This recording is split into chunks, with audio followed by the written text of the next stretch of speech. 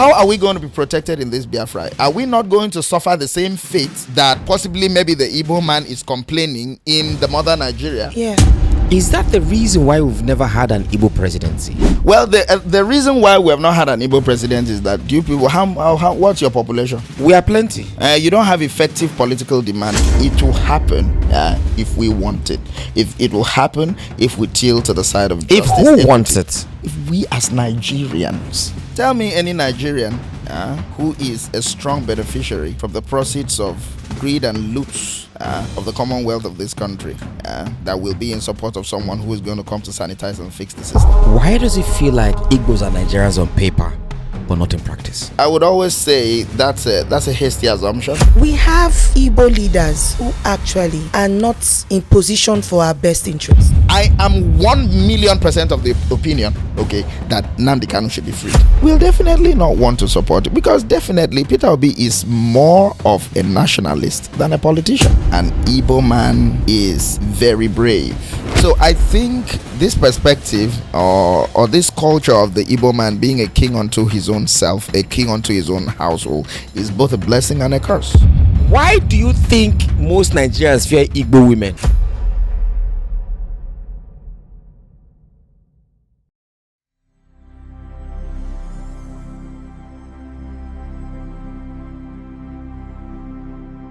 What's up? Good evening. Welcome to the Clarity Zone, that show where you get clarified about whatever topic it is we're talking about. Are we talking about man and woman? You get clarity on it. Are we talking about religion? You get clarity on it. Are we talking whatever we're talking about? At the end of the episode, you always get clarity on whatever it is we're talking about. My name is Nedu Anaskov. Thank you very much for tuning in to this wonderful evening. I'm not here alone. You get the point now. Are you into me? Are you into me? Get out. I'm not here alone. I have my baby girls. My pum, my 60 feet containers on the high sea. My child. Make some noise for the delectable. This is local. This is from Ajegule. This is the mainland version. Wow. Make some noise. This girl, she will win you in August meeting. She's the one that Tyrapa and Granite is inside, Gary is inside. She will mix two of them together while inside. Joke it in the mouth, you will not even know. Make some noise for the one and only Esther, my baby. Wanye Nugu, Wanye Petamba. The girl that her mind, her heart reach Enugu State, reach the eastern part of Nigeria. We call her Esther, aka baby lawyer. She will drag you. If una dey face me, I slap you. Your soup better not sour. Hey, if not God. so, you will hear it. Now, Make some noise for baby lawyer. I agree to now. I salute you now. I will not disappoint you in Jesus' name. See, but God no go shame us still. Una welcome to the podcast because today is now the locality show itself. You see, when the Bible say, "Who are that mountain before Zerubbabel?" And when did Jesus Christ now say, "Lazarus, show forth," her locality just showed forth. Now what? Praise the Lord. Moving from mainland to Ikoyi. Oh my days. I want house. I want banana iron. So yeah, I want be the place that the Adenuga used to live. This my girl. If she does not bath for 1 month, you will not know. If she do like this, it's milk, powder milk that will be coming out. That is in the afternoon. In the night is water milk, liquid milk that will be coming out. My brother, if this girl piece here, gold. Now wow. If you toast her and she allow you to say hello, you are lucky. Heaven is yours. Make some noise for my baby girl. And what pass? I'm not a big coaster. You're not a bastard. Baby Ray! Oh my God. I'm actually blushing. So paper. Ignore me. I don't matter. Ignore me. I don't want Mara. Our guest. Oh yeah, where you go? Our guest is an intellectual higgy hagger. Don't ask me what the meaning of Higi Haga is. I don't know. He's an intellectual cricum crackum. He's an intellectual Donald Trump. He's an intellectual Nicolas Sarkozy. He's an intellectual Russian president. I forgot his name. He's an intellectual. That man that used to preach in. Hey, that man in the Buski. He's an intellectual in the Buski. He's an intellectual. Oh, Odumeje. I love him so much. You will look at him, you think he's a fool. Sometimes he's a fool. Now wow. Because that's what brings money. When we give you sense, but when we now you spray us money, spray me the money, make some noise for my brother, my friend. He's a father of 2 beautiful daughters. He is a legend in the making. Not in the making, he's a legend already and continuous. I saw a video of him going to an African country. That was when I knew this my friend gets sense. This my friend a legend. This guy went to an African country. From his hotel window, he opened window, wave like this. If you see stadium of people shouting, girls pull close, they shout, my brother, come and say. Make some noise for my friend, my brother. He made Bishop, one and only Okon Lagos. I'm telling you. Thank you very much, everybody. Thank you very much, everybody. The way you're hyping me right now, I even have to look at myself in a mirror and say whether it is true. And can you make me to be shy? Don't worry, don't be shy. Take kiss. I just it. Welcome to the episode. It is the second episode of the Clarity Zone, and we promise you that every episode of the Clarity Zone, you're going to get clarity on different topics that we'll be talking about. You've seen the first episode. I'm sure you got clarity on the things that we talked about with Pastor Dr. Abel Damina. And then this second episode is with this intellectual guru, someone that has traversed when it comes to movies, comedy, name it, he's there. We're going to be discussing something very, very, very, something when it say a lot of people, they run from inside, but trust us. Now there we dey go. Now we dey go. Now we gongo go dey there. That conversation that you don't want to talk about, those things that you think in your head that you don't want to talk about, that is what we talk about.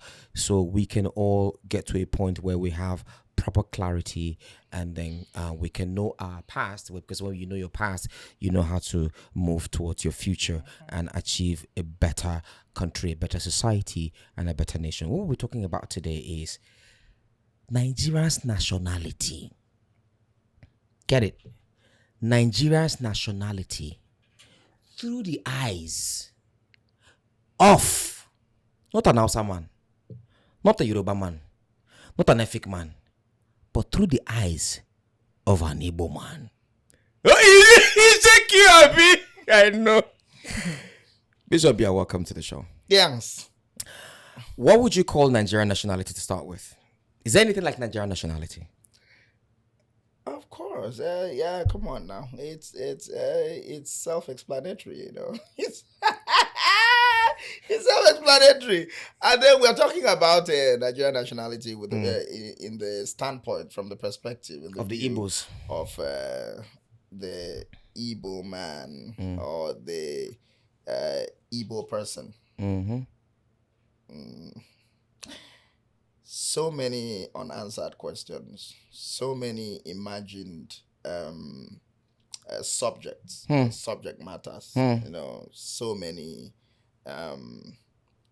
yes, like I said, unanswered questions, themes. But we will try. Let me not make it like a one-horse race. True that. We will attempt an explanation, we will attempt an analysis, we'll attempt a demystification of those concepts, you know. Let's dive deep into it without wasting time, because a lot of people have seen the teasers. A lot of people just want to get the conversation from the beginning. Yeah. Let us know what they really talked about. Why does it feel like Igbos are Nigerians on paper, but not in practice? Well, I would always say that's a hasty assumption. Okay. It's not. That's a hasty submission. Okay. You know, it's not a submission in truth, in absoluteness. It's not Okay. a truism. Okay. That Igbos are not Nigerians. Okay. You know, it's terrible. You know, it's asinine True. to think or to imagine. Mm-hmm. You know, that Igbos are not Nigerians just because maybe somehow they seem not to be treated with political inclusion. Yeah, fact. Okay. Okay. But that does not invalidate their Nigerianness. Obviously, I'm a Nigerian, I'm Igbo, and I'm a proper Nigerian. I'm Nigerian first before, being maybe an Igbo man or a Northern man, because I like to see myself as a Nigerian first, proudly Nigeria, and my president is Bola Ahmed Tinubu. I think you're an Igbo man first. I would prefer to say that Yeah, it's I'm a first Nigerian tribe. first. No. You're an For Igbo me. man. I'm an Igbo man You're an first. Igbo man first. Okay. Okay. All right. And then you are Nigerian, but your sense of Belonging, patriotism, patriotism is Nigerian. and Nigerianness should tower high above the minuscule sense Of being an Igbo man. Exactly. Which is what I'm saying. I'm an Igbo. I'm a Nigerian first, then an Igbo man by patriotism. Yes. But being like, origin, I'm an Igbo man course, first, yes. then translating to. because that's where your ancestry is traced. That's to. where my ancestry, is from. And also the fact that I was born in the north, so I can also say I'm a northerner as well. And also the fact that I live in the western states, like Lagos. I'm all of the above. You're an all blended Nigerian. I speak Yoruba One very hell of well. a Nigerian. A pan-Nigerian. I'm a pan Nigerian. My wife is Yoruba to start with, so Wow. I mean it makes it a lot. I'm a proper Nice, Nigerian. nice, I'm a proper Nigerian. nice. But now, you wanted to say something quickly. No. Okay, you didn't want to. Now, but why does it seem? Which is why I ask. But why does it seem though? Because when you go on social media, these days what I see on Twitter baffles me. It's either it's this versus this or that versus that. This misinformation, that is misinformation. This attack, that attack. But why does it? Is it that it is the Igbos that are making it look that they see them as not Nigerians, or they don't really see them as Nigerians? Well, I don't know. I don't think the perspective. I don't think being Nigerian should only, or the sense of being Nigerian or not being Nigerian should only be tied to political inclusion or exclusion alone. Although Alright. it's a major part of it, though. Yeah, of course, it is a huge integral part of it, but it shouldn't be seen. It shouldn't be something that should be treated in isolation. But I want to ask you, who is an Igbo man in Nigeria? Well, we all know an Igbo man is a man from the Igbo extraction. That's it. What states are the Igbo extractions? We have Imo State, we have Enugu, we have Abia, we have Anambra, we have Ebonyi, and we have Some parts of River State But you have some parts of Delta states that have Igbos. that claim they are Igbos that's what as I'm well. saying. There Okay. are also parts, even though they don't want to totally agree, of rivers. These states that you mentioned, they are the states that are the Igbo states. When you are saying Delta is part of it, Some parts of Delta states where you have the Anyoma and the Anyocha Nation, places like Umune, there are places like some parts of the Ika, even though they will say that they are just a group on their own. And then there's also Asaba, Agbo. These are under the Anyocha and Anyoma Nation. and rivers as well. Rivers to the Ikwere people. Some of the people from places like Obiokpo, the Akpo people. But now these people also say that there's some history to why there's that diversion. Where they say, okay, in the old times, for the people from Ikwere, for example, they say when business was booming, the slave trade, then a lot of the people who did this slave trade at that time and would come to the seaport in River State then, that was the known seaport, that most of them were Igbo traders. And so these people were already like Ijaw people who had their own culture. But because they wanted to do business with the Igbo men, and because of course the people doing business at that time were more Igbos, they learned the language. Now they moved from learning the language to now learning the culture. And at some point, intertribal marriages started happening to the point where some of them now said, oh, these Igbo people, you seem to be, and you know the Igbos, we have this, I dare to call Igbo people the gypsy tribe of Africa, because we can get into your zone, you can come into our zone, we can be so welcoming, learn from you, and we can also have you learn from us. Okay. We get you that comfortable. So now these people say they remember still being from the riverine side, they're Ijaw people, but because they have taken so much of that Easternness, all right, it's now tweaked even some parts of their language. So they speak their language, you can hear, Okay. right? But there's some way they will go deep into it. Fuse some You Igbo will language just into not hear anything Igbo in it. But somebody like that will be bearing Ike Chukwu and their Ikwere from some part of the Ikwere nation. And then they tell you, my name is Ike Chukwu, but I'm Ijaw. I'm not Igbo. Now, if you understand the history from that side, you would know where this person is coming from. But a person from a place like, Okpanam, Asaba, Agbo, people who come from Ibuzo, these people do the Ofala. These people are conk Igbo cultural people. You will just know that this one is just an extension of River Niger, them on this side. Some ancestor from Anambra, Enugu, found farmland somewhere. So some of them can tell you they trace it down to the east. Inside these same people too, they are the Ika people who will tell you that their ancestor is from Benin. But that ancestor married an Igbo woman in that region. These are some of the this is it. Now, when you talk about states, fixing into some of these things. when you're talking about states, states is a political creation. All right. Yeah, true. While tribes and ethnicities are cultural and ancestral creations. True. All right. So it is very safe to say that the man who is from Delta State, who is from Okmana, can boldly say, I am an Igbo-speaking Delta man. Not Some of an them Igbo do. man. No, but some of them do. I But they are am an Igbos. Igbo-speaking Delta Delta man. man. Meaning, I can trace my ancestry to Delta. Igbo. Okay, to All Igbo. right. Okay. By ancestral DNA, okay, I am Ndibo. Okay. If and only if it is true.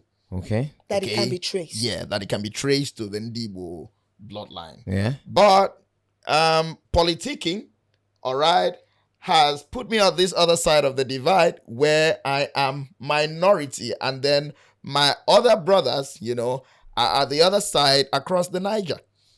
Okay.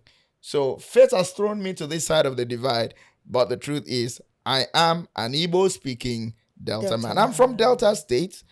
I have the inalienable rights to the resources and the benefits and the largesse of, the Commonwealth of Delta State. But I'm Igbo-speaking. What does it mean to be an Igbo man? Is it the tribe, or some people will say, they behave like Igbo man, or there's each tribe in Nigeria has the certain things that we associate with it. For example, I'm Yoruba. Yoruba people are seen to have a good time, know how to enjoy themselves. Faji Parties and and Yoruba, all that, yeah. yes, Faji and Yoruba people 5 and 6. With the Igbo tribe, I think the thing that's Igbo Money. people are known for is money, the love Business. of money, business, the resourcefulness. Commerce. Yeah. See, an Igbo man, these are the very empirical characteristics of Igbo-ness. Let me put it that way. Yes, an Igbo man is dogged. yeah. His sense of enterprise and financial multiplication is very high. He's very enterprising. An Igbo man is very brave. An Igbo man has a lot of territorial dominance. Okay. An Igbo man is very audacious. They don't fit in, they stand out. Yes. An Igbo man is very brave. An Igbo man rather dies on his feet than live on his knees. Oh, wow. That's true. They're very enterprising, very brave. Yes. And they're not, like I said, they're audacious. They're not afraid to start everything all over again. So the An question, Igbo man is a cat with 9 lives. Yeah. why? How? I'm just like this. Is why I didn't hear it. Just say, Yes. No, but it's the truth. But it's a standing An fact. Igbo man is a cat with 9 lives. You know, you can only attempt to break an Igbo man. It's going to be an effort in futility. You can't. How can't many break times an you Igbo man. Can't break an Igbo man. You can't break their will. You can't bruise them. simple? Yeah, they're like titanium. It's not possible. So what separates You know, Igbo men from other tribes? yeah, no, Yoruba, Hausa, etc. that I know. That's that I can only tell what I know because the Igbo man is close to us. You know, I'm an Akwa Ibom man. You know, I'm an Ibibio man. All right. So we have a lot of cultural similarities. I can't no doubt, without a shadow of a doubt. We have a lot of cultural similarities. You know, maybe little ancestral similarities. You know, Yeah, maybe yeah. especially from the people along the border of Arochukwu, Abia State. Abia State, yes. True that. Okay. Fact. So I do, but I respect the Igbo man. But So that's what it means to be an Igbo man. Is audacity, is bravery, is But- greatness. But Yes. why? My question right now is why is because I see this all the time on social media, in the news, or the Igbo man is too ambitious. He travels here, he's too ambitious. Why is Igbo ambition constantly interpreted in Nigeria as a national threat? Well, like I said, it's only weak people who see people who are very overreachingly ambitious as threatening. Yes. What's the life of a man without ambition? Look at any woman here, or any woman who's a high value woman. Would you want to be with a man who doesn't have ambition? Let's be serious. Would you? Would you want to be with a man who doesn't have ambition, who doesn't have tall dreams? An Igbo man has tall dreams, of course. And I can make bold to say that if not for the fact that, an Igbo man has put his foot down, stamped his foot, to turn stone to gold in this country, all right? I don't think we will be anything to write home about as far as the general GDP of the economy of this country. So are you trying to say that the general GDP of the GDP of this country is determined by an Igbo man? Hugely determined by the trade and enterprise of the Igbo man and the will to take risk, even when that risk is not a calculated one. So what those we call the Lagos Island now? They are predominantly non-Igbo men that are in Lagos Island making business go round. And I mean, Ladipo, yes, you have a lot of Igbo people there. No, but aside Lagos and Ladipo, you have a lot of Igbo people there. You go to markets like Katangura, a lot of Igbo people are In there. Kano, a lot of Hausa people are there and they are doing the businesses. You said Kano is known for business as well. Kano is known for business, all right? An Igbo man will eject a maximal sense of commerce into that place and then blow it up. You're going to see a diamond mine out of a coal mine. So you're trying to say that an Igbo man sees what the average man does not see. He does. He has vision. He has entrepreneurial vision. So But please, he's eagle-eyed. Speaking about this issue of we contributing greatly, Igbo people contributing To the greatly GDP. to the GDP of Nigeria, how come we're never recognized for it? Who? The Igbo man. The Igbos. Who said they are not recognized? I for it? don't think we are. Nobody want who. So you want them to organize a national No, it's award? not and a then case. come- It's not a case of it. No, recognized. it's You're not a- recognized for it. Are Yeah, you of trying to course. say that the states, It's not a individuals- case of. It's not a case of. Yes, people will know. People will say they know that Igbos are enterprising. There's no state you go to in Nigeria. Like I have gone to areas in Western Nigeria that I believe that no, this place just has to be bush, and you will just hear somebody say, "Mama Ngozi, Nira paper," and I'm like, who is the Mama Ngozi inside this Igbo? Is a lie, and she's selling something. She's Something is going on. There's business, there's money moving, and the Mama Ngozi and Papa Ngozi is there with other people who are the Ngozis and Uches around. Baby lawyer. Baby lawyer.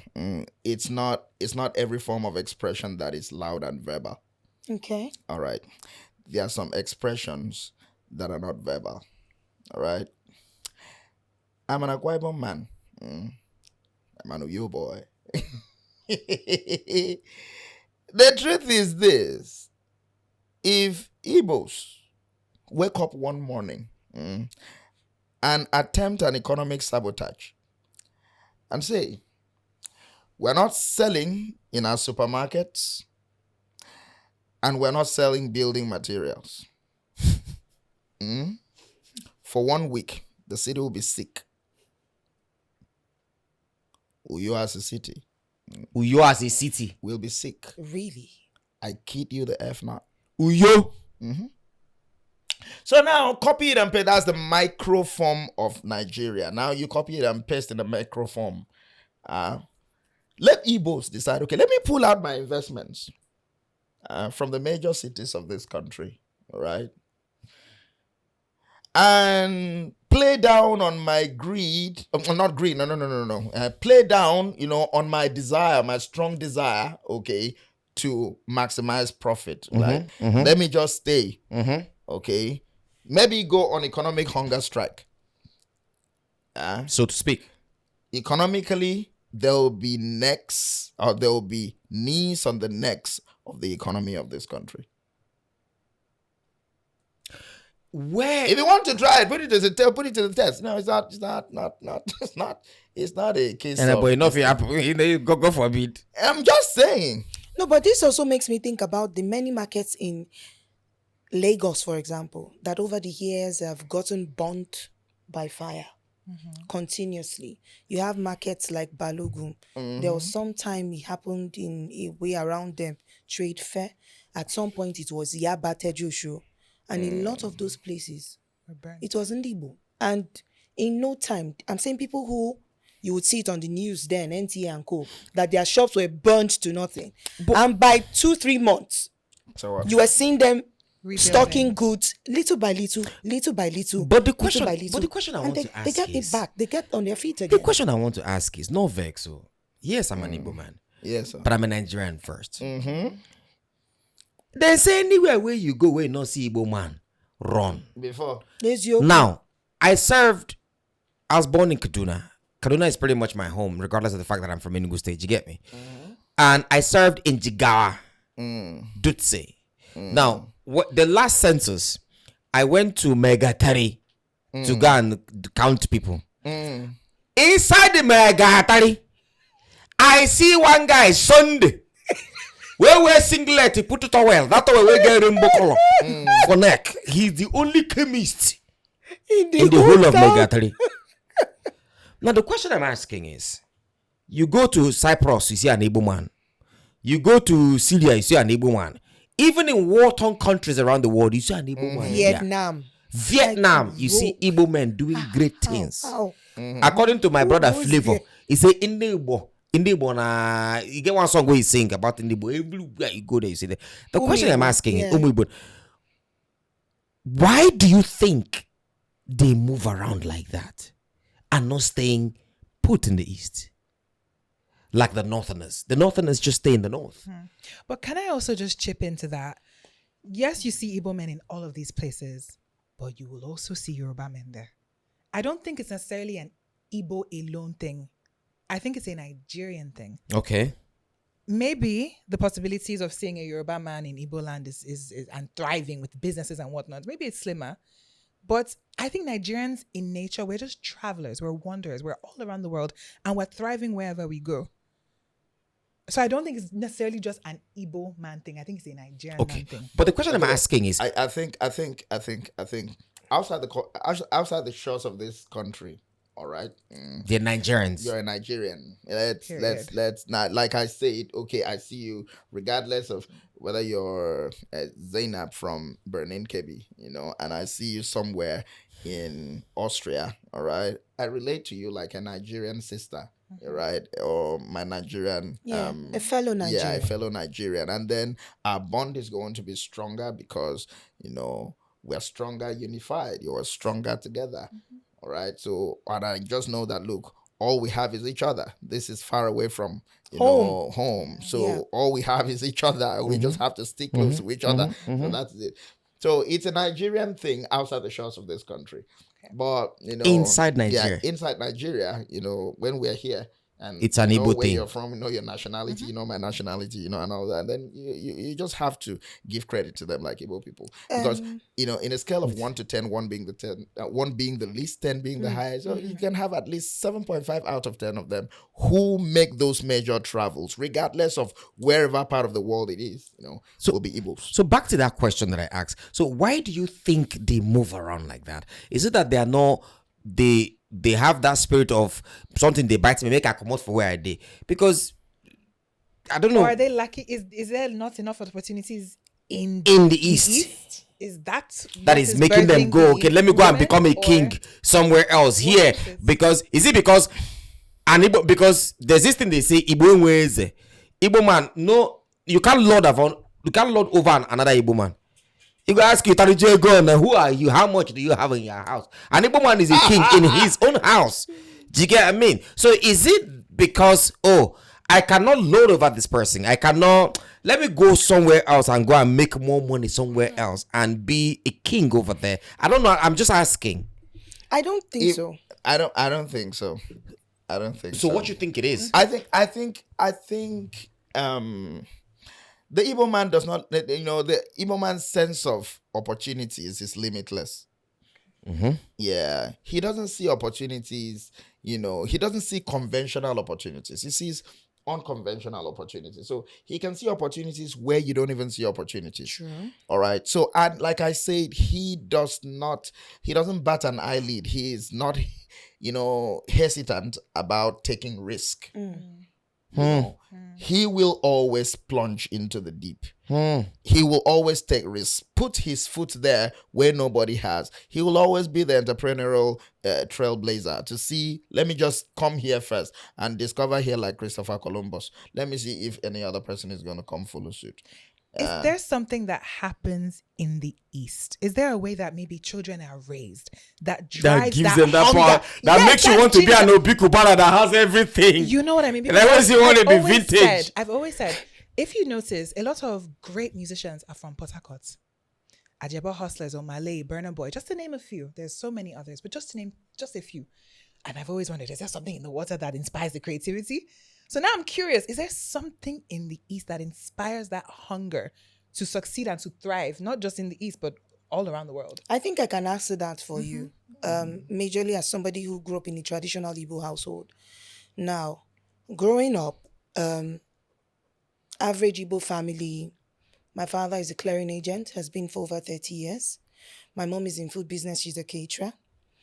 Now, you are a 5-year-old, your mom has workers and all of that. And all the trips from when you're like 5, 6, she's taking you along. You are not majorly doing anything. You might just be there hanging around to eat rice and meat from Kula. But some people will now be sending you, pack plates, bring 2, you pack. As you age, you learn how to do these things. And then you also see your parents do so well. And while they are spending so much money on you, they are teaching you.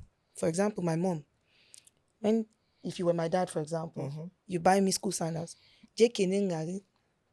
Share thanks, share dal. And your mom is the one that will buy it, though. So she'll tell you, go and greet your dad. Father. Like, go and greet my dad. Yeah. Tell him thank you. And pray for him. And then she'll tell you, you see these Cortina sandals we bought for you. It's expensive. Oh.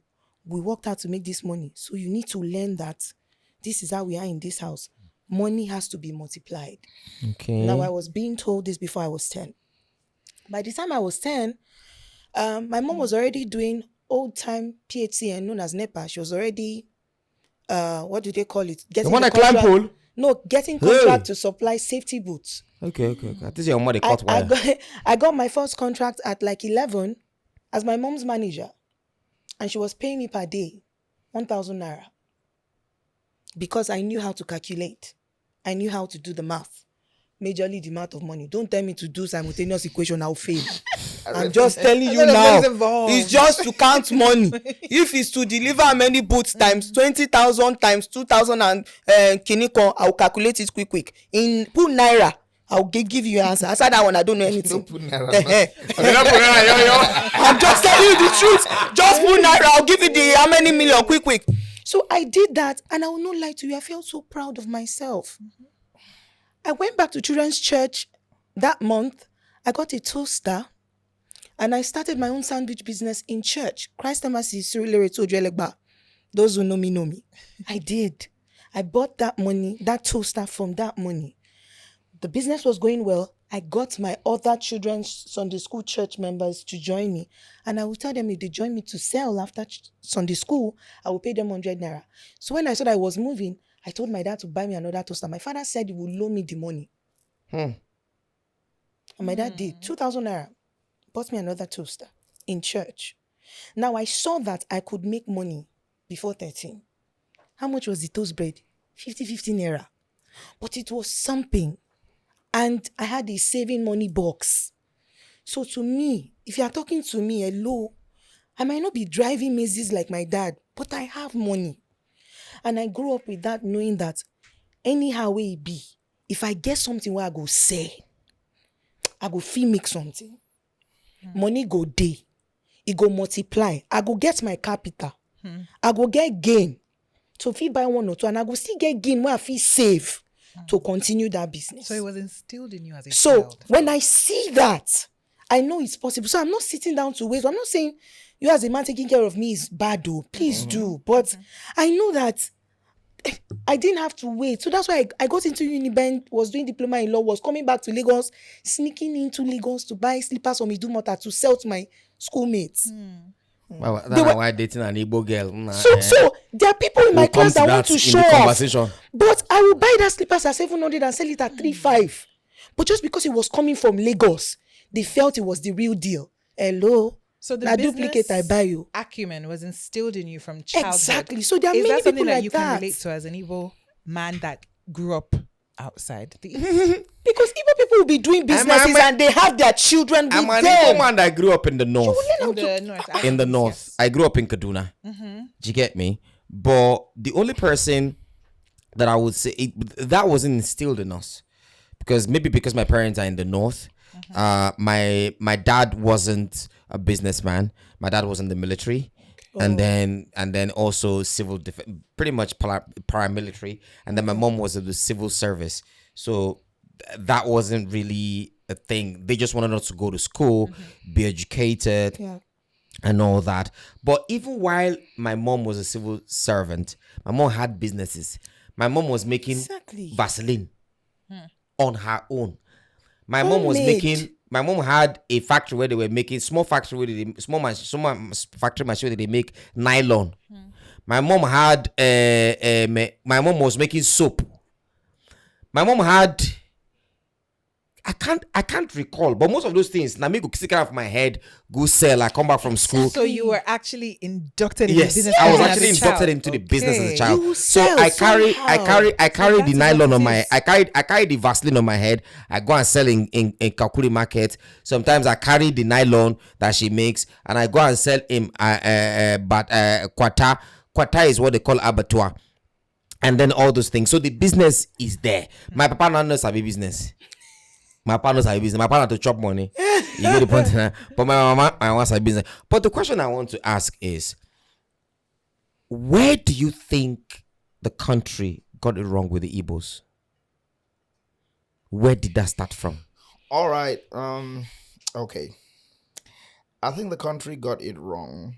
Not really the country, the major regions, the major ethnic regions, of the country started we possibly got it wrong during the 1966 Kaduna and Zogu led coup. I knew that's where it got to be. Okay, how did that start? Give us a bit for history. That's it. Well, I may not be able to I may not be able to do justice to it, like how do I put it? a proper military historian Will be you able to understand? But I will attempt go ahead. with my little fair Knowledge. knowledge of the country, because I don't think it is right for you to be a Nigerian and you don't know your country. True. Yes. Fact. So I have a little knowledge of my country. Like my father used to say, education is consistent with knowing a little of everything, True. because it is impossible to know everything of anything. Mm-hmm. Yeah. Yeah. So the 1966 coup, we had the parliamentary system of government. Okay. At that time. Mm-hmm. When Nigeria became a republic in 1963. Nigeria had independence in 1960. And in 1963, Nigeria became a republic. And we were operating parliamentarianism. It was a parliamentary system of Prime government. Minister. Yeah, where you have a and all prime that, yeah. minister and then you have the The president. president, yeah. The prime minister is the head of government, And while president is head the of the president state. is the head of state. Yes. The prime minister Ceremonial is head. the commander-in-chief Yes. of the armed forces. While the president is not. It's more or He's less a like a ceremonial titular head. Yeah, or Yeah. a ceremonial head. So now in the presidential system of government, you have the president of the Federal Republic of Nigeria, and president and commander-in-chief, because you can actually be a president without being a commander-in-chief, as the case was in the parliamentary system of government, where Nnamdi Azikiwe was president but not commander-in-chief. Okay. Yeah. So he didn't have that much power. His own was receive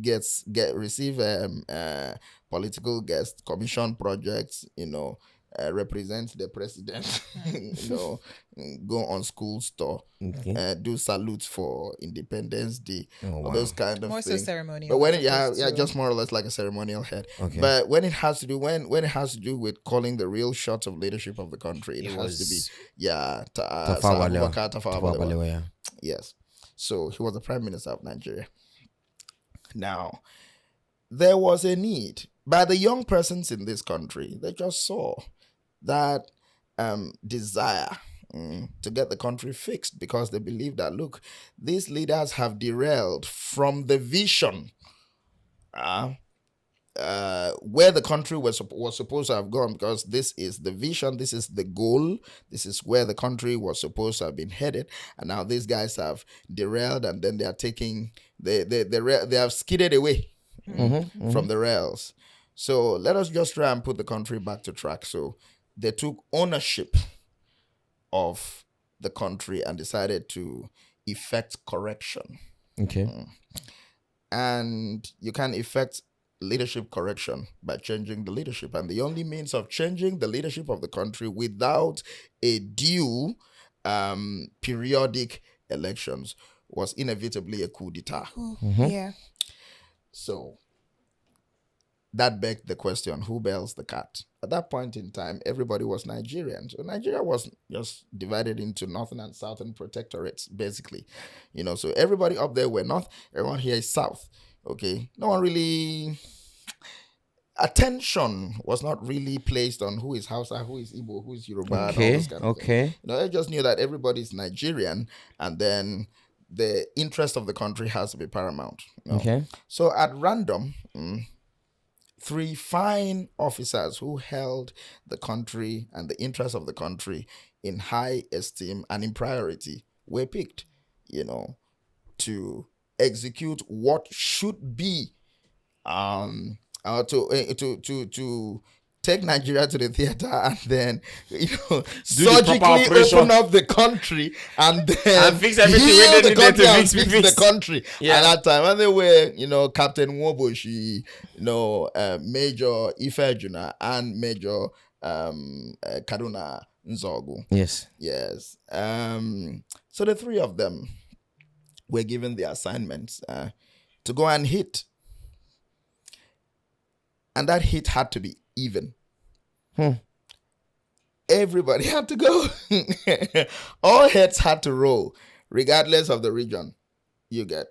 So Nzogu, hit the north. This other side hit the south. Simultaneously. Okay. And then in the morning, come and tell us what you've got. All right. they went, undertook the assignments. Tafawa Balewa, gone. Amadu Bello, Yeah. gone. May Malari, gone. Wow. Where are your people in the south? Zik, alive. Awo, alive. Hey, hey, hey, hey, hey. And that is where the probe came in. Okay. Eyes were open. Really? What were we thinking? Did we actually think that all of them were Nigerians? Yeah, they were Nigerians, but they had interest of where they are from. Okay, so this flush or this hit or this surgical oppression was done across ethnic and regional lines. Okay. How could we have been this stupid? All right. Nobody wants to have a feeling of being used. True. Yeah. Nobody wants to have a feeling of being used. All right. And they instituted a military government that was headed by an Igbo man too. Major General Agi Ironsi. Yeah. That's to add salt upon injury. Agi Ironsi came in, didn't try and prosecute the people who did this hit as a means to national healing and true reconciliation. So there was a reprisal attack. Are you serious? The reprisal attack was a coup that eliminated Agi Ironsi from the north. And that's where Yakubu Gowon came in.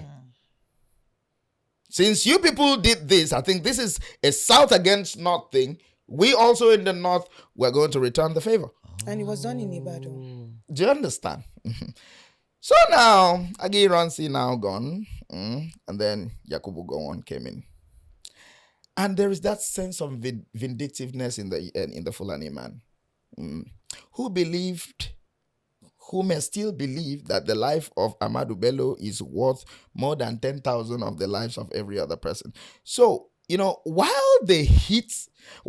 Agi Ironsi was hit, they actually caused a mayhem and unalived a lot of Igbo people. Oh. They got in there. No, it was a mess. It was a In the bloody north, mess. Yes, in the university. It was a bloody mess. You go into government establishments, because Igbo people here down in the south, they were educated. They were the ones who were drafted. They were in the civil offices. service. Yeah, they were in the offices. Nigeria was very good at that time. As an Igbo man now, you can work in the civil service in Kano. Oh, So when they say one Nigeria, there was a time there was this one Nigeria in actual sense. So. So now they just get in there, unalive everybody, because they believe that no matter how many of, sorry to say, maybe Nedu, they can unalive. It's not up to an English-speaking and elite educational mogul, an elite educational elite person or personality or political or social political elite like Amadu Bello. Yeah. What class of persons? We can't hit Zik, we can't hit Awo. Yes. None of them. Who of them? It's like So they went on rampage, they went berserk. It was not enough, even when Gowon was there. They had instituted a government that didn't believe it's enough. So now there was so much of chaos, all right, and then there was a need for national reconciliation and healing, and that begged the question for the Aburi Accord. Yeah. In Ghana. Yeah. Let us be very sincere to ourselves. This one is, I don't even think this. Gowon represented a people. Not a country. Yes. Did you think Gowon would have respected the Aburi Accord when he was actually there as a vindictive tool? But he should. No, listen. He would not have. It was bigger than him. But how much blood was enough for That it? is Because what a lot I'm was saying. already shed Listen, already. that is you now. That is you now. Those guys there didn't believe that they have taken enough heads. Because, like you said, 10,000 is enough for one. It cannot be enough for one. Till today, you can still find, till today as we are speaking, all right? You will count very many before you see one or two persons who are educationally sound in the north. Okay, so imagine then in the 60s when someone in the of the it was like a intellectual beacon of it light. was like a god to Yes, them. yes. It's like killing our own god. Do you understand? Wow. And you people have plenty who have gone to school. These very few ones that we have that can see and tell us what to do and what not to do. Tell us the secret of the white man. Congo killer. So that was the problem. So they felt more of a victim than the Igbo man or the Igbo men who were wiped, everywhere across the north. So he had a little, excuse for not honoring the Aburi Accord. And then the war broke out. The Biafra War. Yes. After he shook hands with Ojukwu. Of course, like I'm saying, he didn't honor the accord. Mm-hmm. All right, he did not. So because he's from the north. Yeah, he's from. And he's still vindictive. Yeah, it's not about him now. Maybe left for him, he would have honored the accord. But because he was representing a But people. yes, he's representing a people. And the people will take him out. All right? If he does otherwise. Wow. You are representing us. Why? What is that what we sent you there to do? You are occupying a regional seat. Wow. I mean, you're occupying a seat representing a people. All right? And then we have to return firepower for firepower. So that is my opinion. Mind you, that's my opinion. That's from my own personal analysis. That's how I see it. Okay? This opinion does not represent, absolute truism. So after the Aburi Accord, they shook hands. So what now led to the war, the Biafran War? Like I told you, I'm not a military historian. You get? I will always tell you that I'm not a military historian. My brother, I have a brother. I have a brother who's a military historian. But I'm not a military historian. I just know the basics. The basics of what is the case, and then negotiations failed, dialogue failed, and then they went on war. Then Ojukwu declared the sovereign state of Biafra because it didn't look like the North wanted the Igbos to be a part of Biafra anymore. I mean, to be a part of Nigeria anymore. Yeah. Now this is it. I believe, I'm strong and firm in this opinion that when punishment is more than offense, it's no longer justice. So what is the punishment and the offense that is more than? It is enough. The punishment to the Igbos? Yes, it is enough. I believe it's enough. So who's punishing the Igbos now? Now you don't know. Now for my mouth to go, yes, if I don't know where trouser. I say the reason why there is a gang up, whether we like to take it or not, it may be unwritten. Okay? But it is very true, it's visible to the blind and audible to the deaf that there's a gang up against these guys. They don't want them to clinch power because they don't trust them with it. With that, I want to ask you. But I believe it should be tiring. You don't do. Make Igbo man be president. Let the war, let Nigeria continue, and then everybody be happy. But before that, there has to be forgiveness. There has to be. I want to ask you: do you believe that Nigerians have forgiven the Igbos for the Biafran War? Now, the thing is, it'll be very difficult, if not impossible, for that forgiveness to happen because there has to be engagement. So you're saying Nigerians can never forgive the Igbos for the Biafran War? No, I'm not saying they can never. There's a possibility of forgiveness. There's a possibility of Nigeria going back to have like a something. conversation. Okay. There's a possibility of Nigeria going back to factory settings, but there has to be dialogue. There has to be re-dialogue. There has to be engagement. There has to be, people have to come out, interact, pour out their minds, express fury, pour out their minds. Do you understand? And then there will be integration. There will be inclusion. There will be healing. It may take some time, all right? But that has to happen. It has to be an inevitable occurrence for healing, all right, to take place. It is not a matter of don't discuss the Nigerian Civil War. Don't teach children history. If not, it is blah, blah, blah, blah. No, don't do that. If you do not run an expose, or rather, if people do not understand what the problem is, okay, if you cannot bring a solution, if you can't identify a problem, It's true. So I was going to say this. In the case of asking if Nigerians, have forgiven Igbos for the Igbo Biafra people. war. But who should forgive who? Is it Nigerians that should forgive the that's where I'm Biafra? going, because or I Biafra? want to say this. Because you offended the Igbos. The Igbos are you. It's a symbiotic thing, innit? You do me. I don't These are know. a people who, at the end of the day, Igbos will feel offended as well. No, So who should forgive who? it is a case of everybody coming out to state. See, I'm happy with the way you've put the things you've put here today. Yeah. You have said something according to your perspective.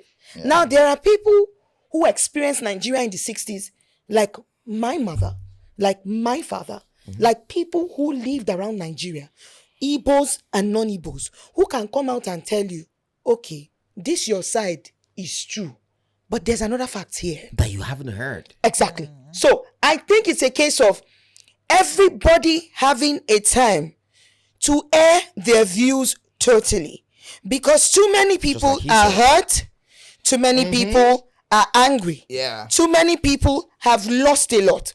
Till tomorrow, people like my grandfather lost properties in Port Harcourt. My father grew up in a house in Bonny Street in Port Harcourt.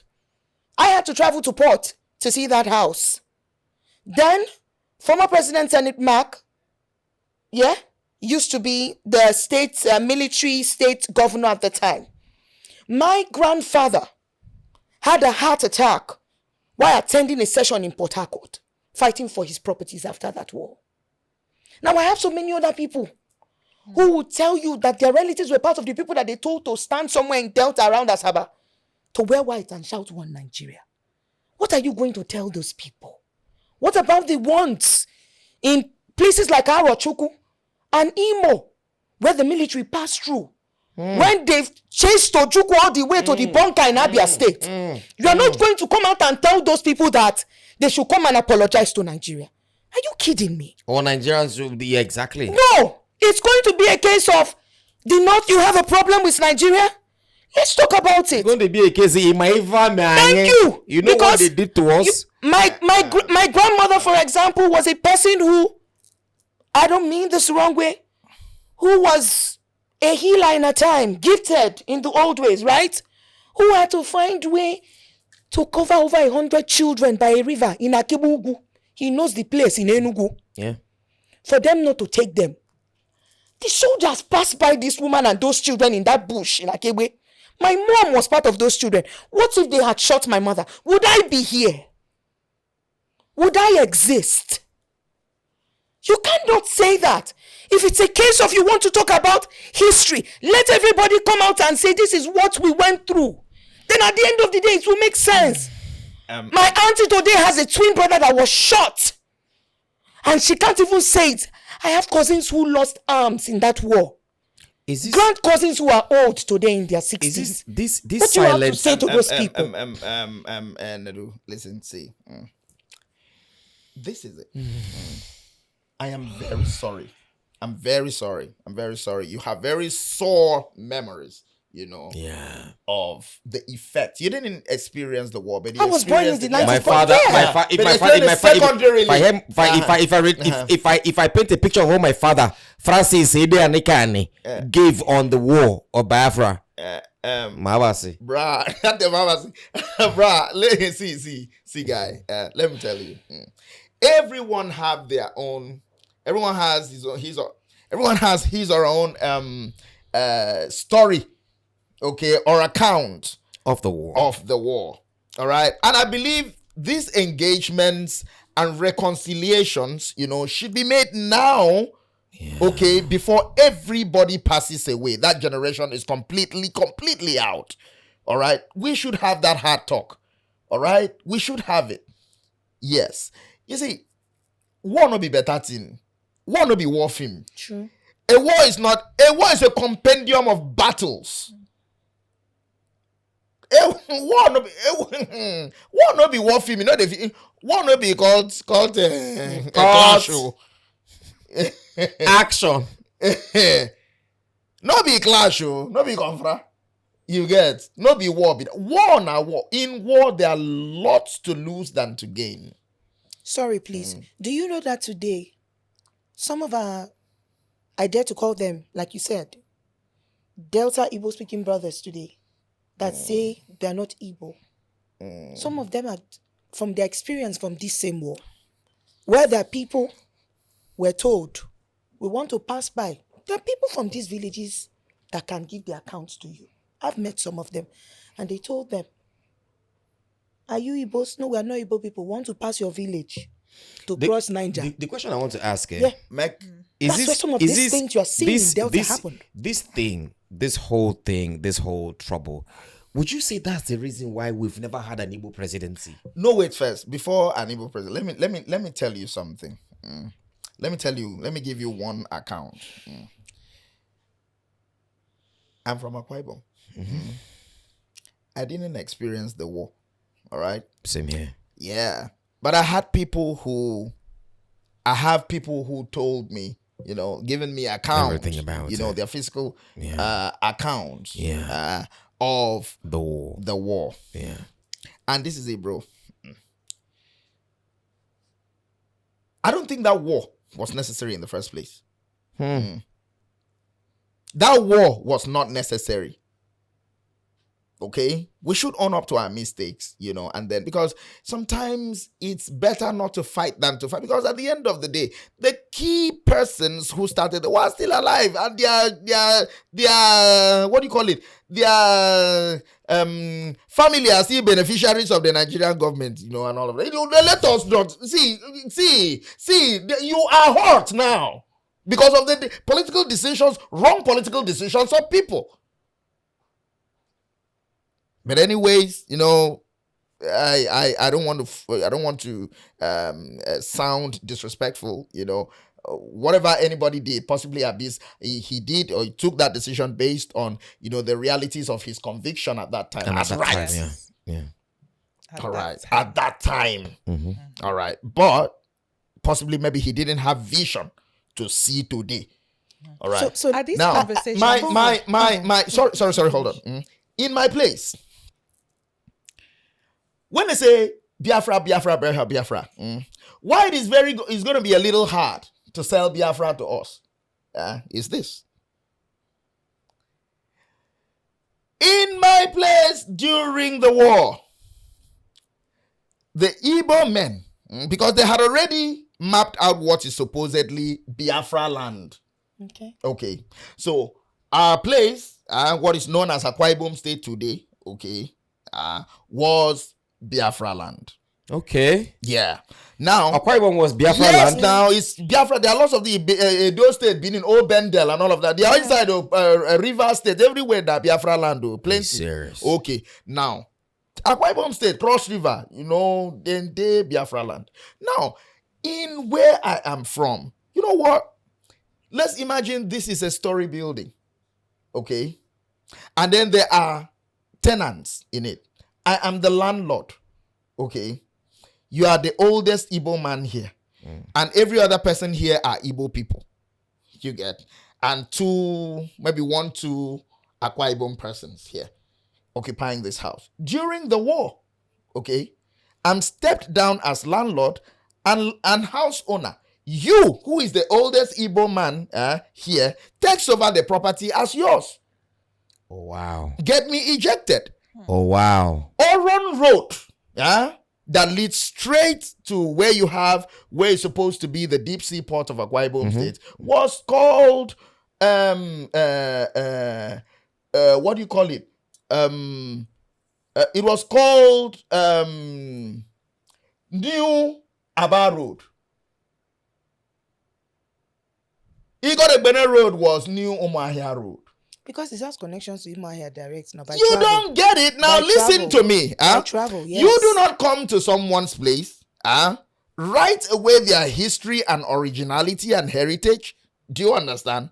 Not by dialogue, not by negotiation, not by mutual consent, but by coercion, impunity, and force. So you're saying the Igbos did that? Yeah, the Igbos did that. Do you understand? And they lost. Hold on, automatically. So since we were majority, listen, hold on. I'm happy this is going on. Chill. Chill. This episode. When Ojukwu came to Akwa Ibom, he came in company of Philip Effiong. Yeah. Philip Effiong was his 2IC. Yeah. So you see, there are a lot of old wounds. Okay. All right. So when they're talking about Biafra, you see, it's a political decision. And then when you want to take a political decision of secession, okay, you needn't be violent. All right. Yeah. It's a political decision, and politics is about engagement, it's about lobbying, it's about dialogue. Yeah. All right. It's about winning trust and confidence. Negotiation. Yeah, negotiations. Yeah. That's what politics is all about. Yeah. That's what politics, involve or is consistent with. Yes. So, Ojukwu came to the area of Akwa Ibom State, where, around the Ibom connection area. Yeah. Okay. And then he said something. Who did he In come all with? he He came alone. No. Come on now. He came with his entourage. He came with his 2IC. Who's that? That's Philip Effiong. Etimeffiong Papa, the actor. Oh yeah. That's Daniel Etimeffiong. Daniel Etimeffiong, na Papa na. Don't call him out there. How about now? Don't involve him. Okay, sorry. But we just say Daniel is my guy. No, I just Papa. mentioning name Papa. Do you understand? Okay. Come on. Daniel is my guy. Shout out to my mother. Good Good job on To Kill a Monkey. He came there, all right. And you know what he said? He said something that was very heartbreaking. Who said that? He Daniel said or something Ojukwu? that was Ojukwu. not political at all. All right. That thing defied every form of political wisdom. He said that the Igbos are the husbands while we are the wives. Yes. So Who said that? Yes, that's Ojukwu. what I heard. That said I Ojukwu am said. told. Allegedly. Okay? Allegedly. From what I allegedly. Do you Okay, understand? okay, because we don't that have proof, is, oh. Yeah. Allegedly. So say that because the person who told me that he experienced the war and this is reasons why he will never support Biafra. That's what I heard from him, and I asked further questions, and other people, like about 5 other persons that I know, okay, who also experienced the war, old people, okay, said same. Okay. And I'm like, okay, this is what Ojukwu said. Ojukwu was like, the Igbos, that they are the husbands and then we are the wives, and then they can do to us whatever they like. Allegedly. Yeah. Allegedly. Do you understand? Without question, that the only thing that we owe them is submission. So Jesus it was heartbreaking. Jesus As a chief, you will not say anything. So the chiefs went very angry. All right. And then you know how it is now. It was a coercive environment, so you cannot air your opinion. Right. So but the people had a plan B. The plan B was it was a realization of the fact that they are not safe. They fare better. My people now thought that, okay, yes, this is a case of 2 evils, which is a lesser evil. Being in quote and unquote bondage with the Fulani man, okay, is by far a lesser evil than being in bondage with my brother, someone who is closer to be, you know, who is cutting me this deep. Wow. So it Who was- should have been so- negotiating Yes. rather than they ordering? so Yeah. the Akwa Ibom people rather The- they now yes, negotiated rather- to be in bondage with the Northerners. Exactly. If this forced matrimony of a country, all right, is with the Fulani man, they'll fare better than being in another forced matrimony with, you know, the Igbo man. After all, in this bondage that we are facing with quote and unquote bondage with the Fulani man, none of them has come, you know, to strip us of our heritage. Yes.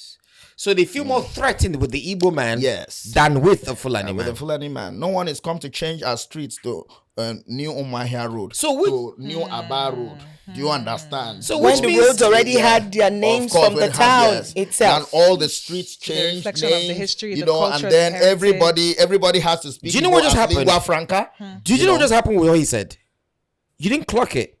What just happened is like as the Igbos are going, they are heaping up enemies. You get You've heaped up the Northerners yes. with the Aburi Accord and all Of that. course. Now you just heaped up the Akwa Ibom. Somebody that's supposed Who to are be your supposed to brother. be your That's brother. supposed to be your Right. You know, so the trust was dead.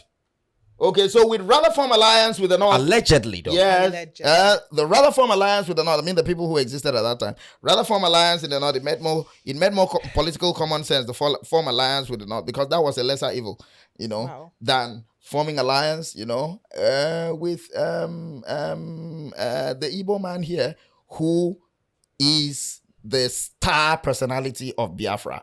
Okay, and now there was another fear. Okay. There's no engagement. There's no dialogue. There is nothing. Okay. It was just This an is- order. This is Biafra. Okay. If we have this Biafra, okay, how are we going to be protected in this Biafra? Are we not going to suffer the same fate that possibly maybe the Igbo man is complaining in the mother Nigeria? Yeah. All right. So that sense of insecurity, all right, doubt, conditioned the belief, you know, the conviction of the people in that region at that time to form a political alliance, you know, of salvation with the North against the Igbo man. So they thought.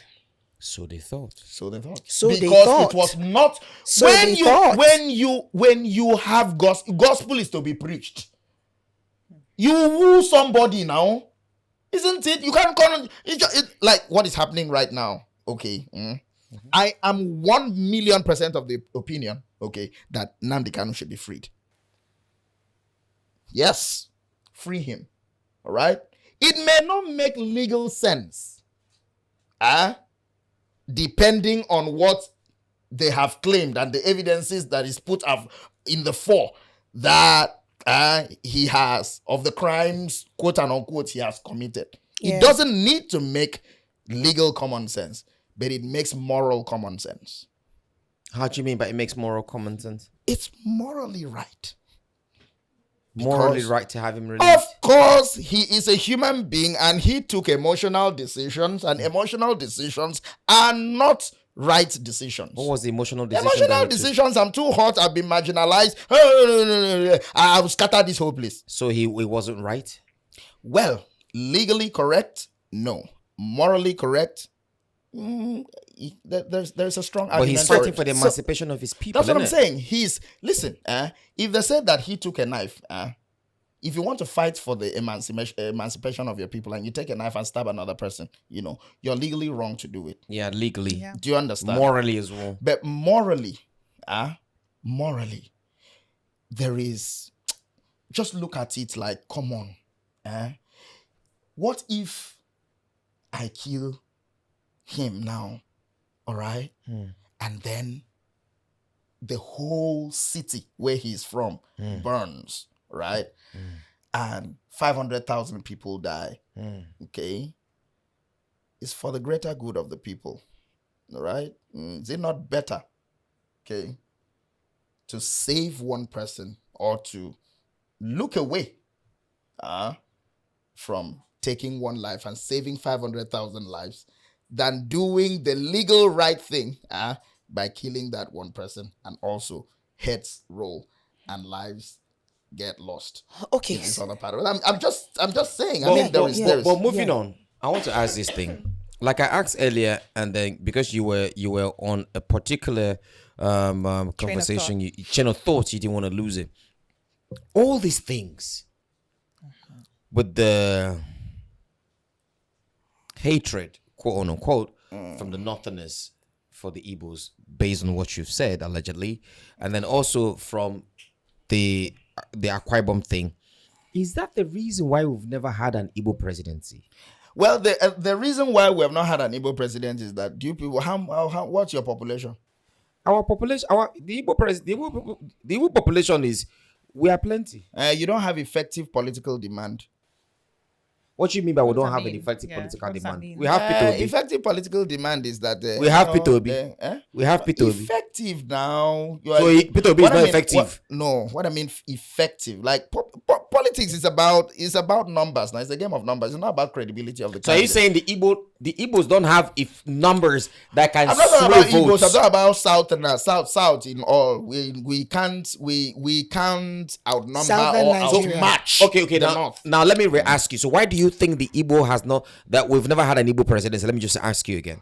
Why we think we've not had an Igbo president, And is do you that think there it will has never happen? That's the been- second It strong will of the happen question. if we want it. If it will happen if we tilt to the side of If justice. who equity. wants it? If we as Nigerians collectively want it. Who are And Nigerians? That's what I'm saying. Like every single Nigerian, from regardless of the regional climb that they are from, all right. If they decide that okay, fine, justice and fairness and equity has to be, all right. Power has been distributed across nearly all the zones. Yeah. Okay, so it is. I mean, it has not come to the southeast. All right. Yeah. Please let us have a question for Southeast leadership, all right, and then get it answered. Okay, so Is it a coincidence or a conspiracy? You mean if it's a coincidence or it looks like a conspiracy of silence that I don't just want to talk about. I think before we even Sarah, I'm so sorry because nigga conspiracy of silence. How can you elucidate more? No. I think it's more of how do I put it? It's a conspiracy, but no one wants to. It's Surulere mentioned something like this. It's a conspiracy. It's a conspiracy in disguise. It's a disguised conspiracy. Okay. Nobody, go to the West. No one is telling you that, oh, we don't want an Igbo man to be president. So go it to is the North. silent. Nobody in the North is going to tell you we don't want an Igbo man to be president. But it's there. Go to the South. No The one is middle going to tell belt. you we do not want an Yeah. Igbo man to be president. But when it is time, all right, for them to align, okay, and cede power by way of preference, okay, to the Southeast and choose a leader from there. It is all thwarted. right. Is that because say the a different thing. conversations earlier on we spoke about conversations that need to happen? Obviously, there are still quite a number of people that are in pain from the war. Okay. Is that because these conversations have not Have yet not been had? happened. So, are you saying that there is a stronger chance or possibility of an Igbo president after these conversations take place? All right. There is 1,000,000% of a chance of possibility of the emergence of an Igbo apex political leader, in this country.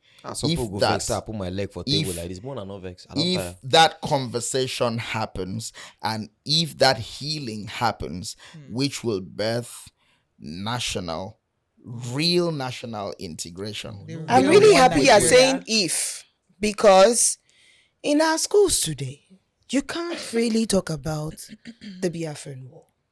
It's not even discussed. It's not a part of the curriculum, which I find is very strange. It's As not somebody that didn't- discussed. At least in the US, when they talk about the Civil War, Talk you about can hear everything. about The it good, in the America. bad, and the ugly. But here, you Exactly. can't. But why can't we talk about the Biafran when Nigeria? Exactly. You Why can't is talk that? about it It in the happened. media. It happened to my father. Exactly. You It can't happened talk to my about father. it It happened on to my radio. grandfather. Lives that have been affected It happened to my war. mother. Media practitioners' What can we talk careers about have it? gone down the drain for trying to discuss it. And I'm asking Let me why. give- let me give you a reason. It happened to bro, Francis bro, Edanekane. bro. Why can't we talk about it? Bro, let me tell you why America will discuss their wars, because it is a story of conquest and dominance. And it is a reminiscence of the superiority of the firepower and the military strength and valor of the American. But in the Nigerian Civil War, the case of the Nigerian Civil War, it was declared no victor, no vanquished. But So But it's if still you an come, integral part of the history of Nigeria. yeah, that is it's the politics of it. Why is it being silenced? Now the thing I'll is, say they've already something. said, they've said, bruh, come out here. They've said no victor, no vanquish. If you open up that discussion right now, do you understand? It is going to, that discussion is going to lead towards the side of a perspective of one looking at the war as, oh, I was a victor. And another person is going to look at it from this perspective. I was vanquished. It may Bishop Okon. I need to ask you something. Babari. Tell me down. I need to ask you something. See, those that know me very well. I ask the questions. I don't flinch. I don't scare. You know me. Yes. They talk about it. I know you're not today. Like I just say, we have divisiveness or divisiveness as Igbo people. My friend and my oga, and my friend and somebody that I love, was vying for office. Yeah. And a lot of people turned their back on him. Do you think the Igbo people, the elites, or the Igbo big men elites, are greedy? Because when Peter was running for presidency, Peter Obi, Yes. from the gist that we heard, allegedly, a lot of Igbo elites turned their backs on him. Yes. Why wouldn't they? Why would they? Why would they support him? Why do you think they shouldn't? Tell me any Nigerian who is a strong beneficiary from the proceeds of greed and loots of the commonwealth of this country that will be in support of someone who is going to come to sanitize and fix the system. Oh. Okay.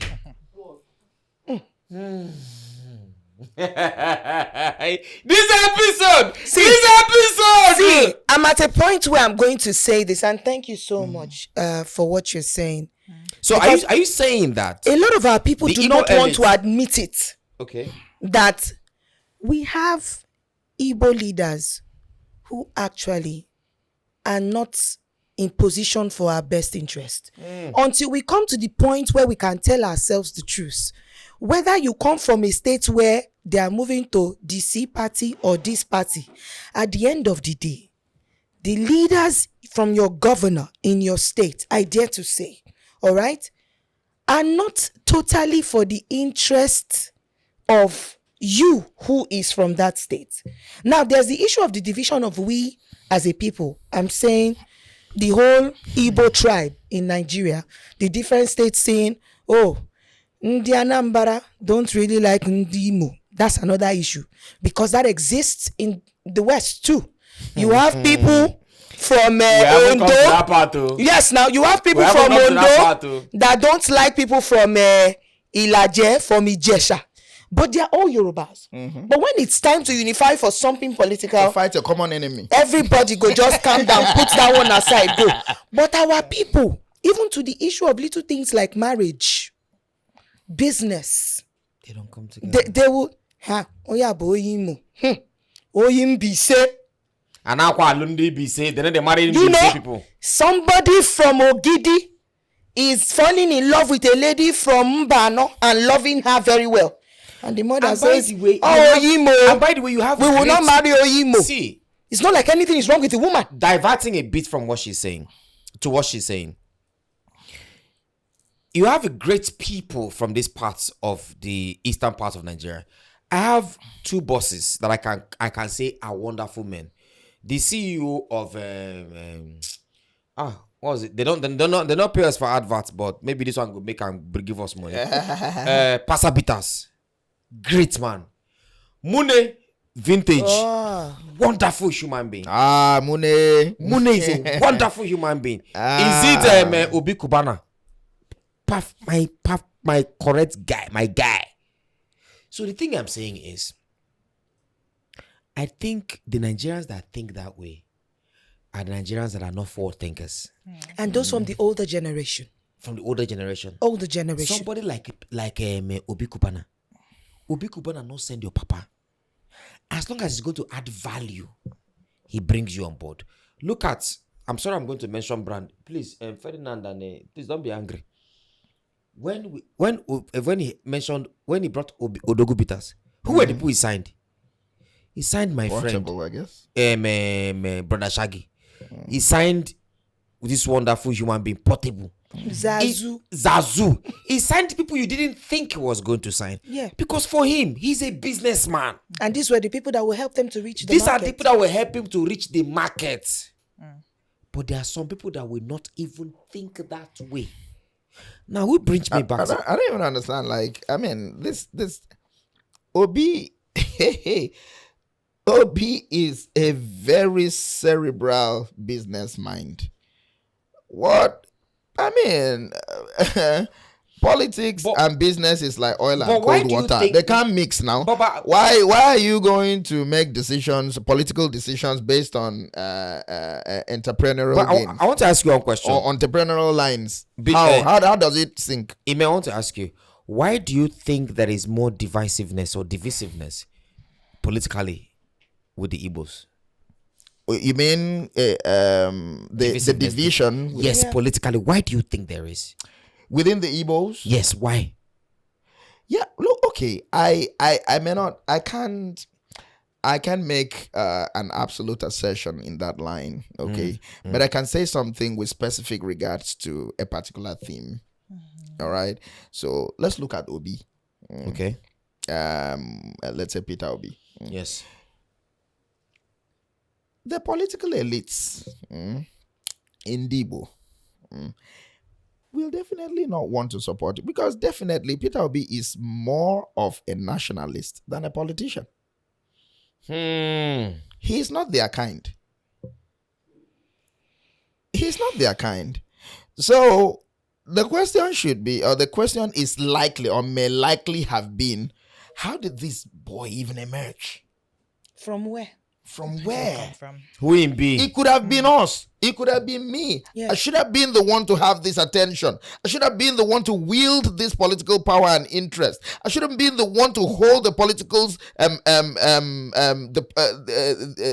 to press the polity and then hold this nation politically on the jugular. Why? Who is he? Who is this man? Where? How? What's this? I'm just a trader. I am doing this just for your future. I don't. Why? You should have been me. My money, the dog. No. Come on now. I'm O positive, Obi. Hey! You understand? So that's he said he's O positive. O positive, Obi. So that was that's it. He's my in-law. He married my sister. So why do you think the divisiveness is there? Is it with the Igbo elites? Insecurity. Do you think the insecurity? Insecurity. Of course. For what they stand to lose. I don't understand. That is it now. They don't listen. You feel insecure. Yeah. Of course. It's competition. You're being edged out.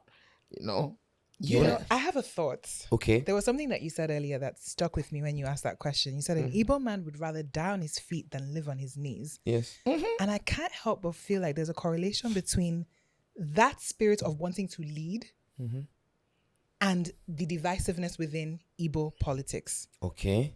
Lack of unity because everybody wants to be a leader, but not everybody can be a leader. There needs to be followers. So going back to something Nedu said when we started out in the earlier part of this discussion, our Igbo people have a saying, Igbo enwereze. Of course. The Igbo man has no king. Igbo man, Now, that was majorly for a case of there have been kingdoms and towns, different towns, even the ones you thought were the smallest, they existed in their own prowess. Whether he was a fisherman or a hunter or a business merchant like my great-grandfather, they all would come together and share a meal, and to each other, they were kings in their own right. They round their houses, they round their homes. They were amongst their umunna, and everybody saw somebody like Nedu the way he is now. Nedu, I think, is the first son in his family. I am. He goes home to Enugu right now, to Nkanu. I'm from Nkanu West. He's from Nkanu East. All right? At the end of every year... Don't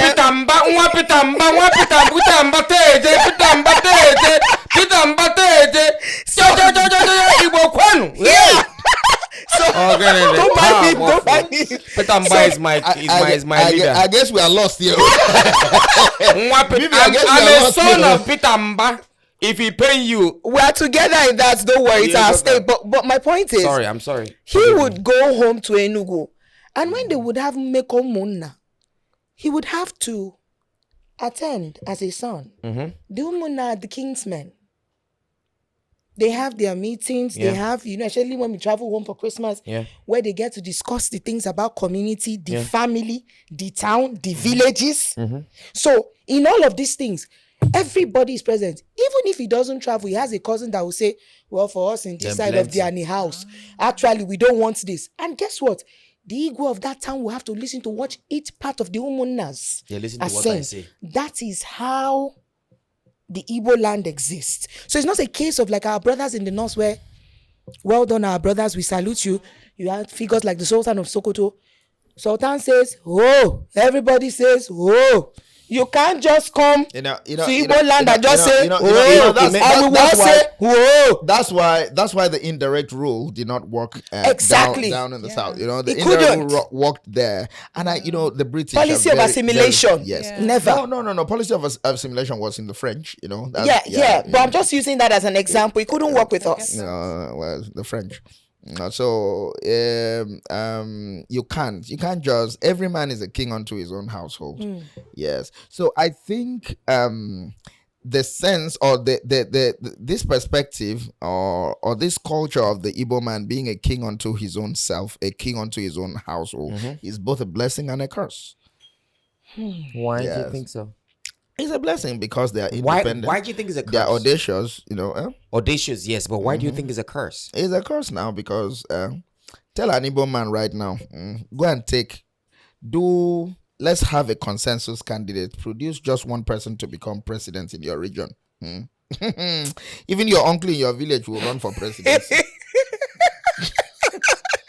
Because they will believe they deserve to be president. You see that person where they do coffin for your community. You see that Sunday where they say chemist. For that Sunday will run for president. For me, as an Igbo man, for me personally, I have 3 beautiful daughters and I have 2 wonderful sons. Okay. And I have a beautiful wife. The thing is, my life, no matter where I'm from, I'm an Igbo man. And I'm proud to be an Igbo man. True. I live for those people. I live for my mother. I live for my father. I live for my brother Ekene. So I live not just for them. See, first them, and then by extension, my cousins, my parents, my cousins. I live for them.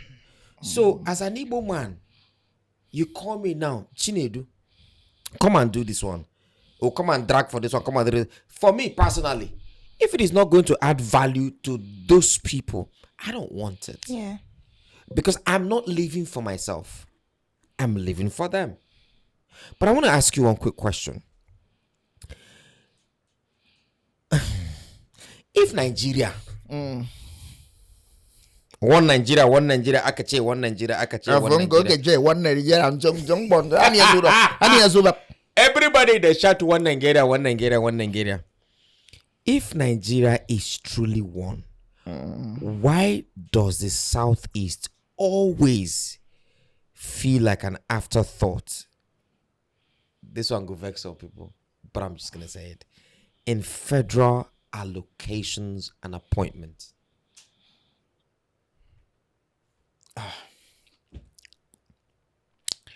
Buhari was from the north, Abi.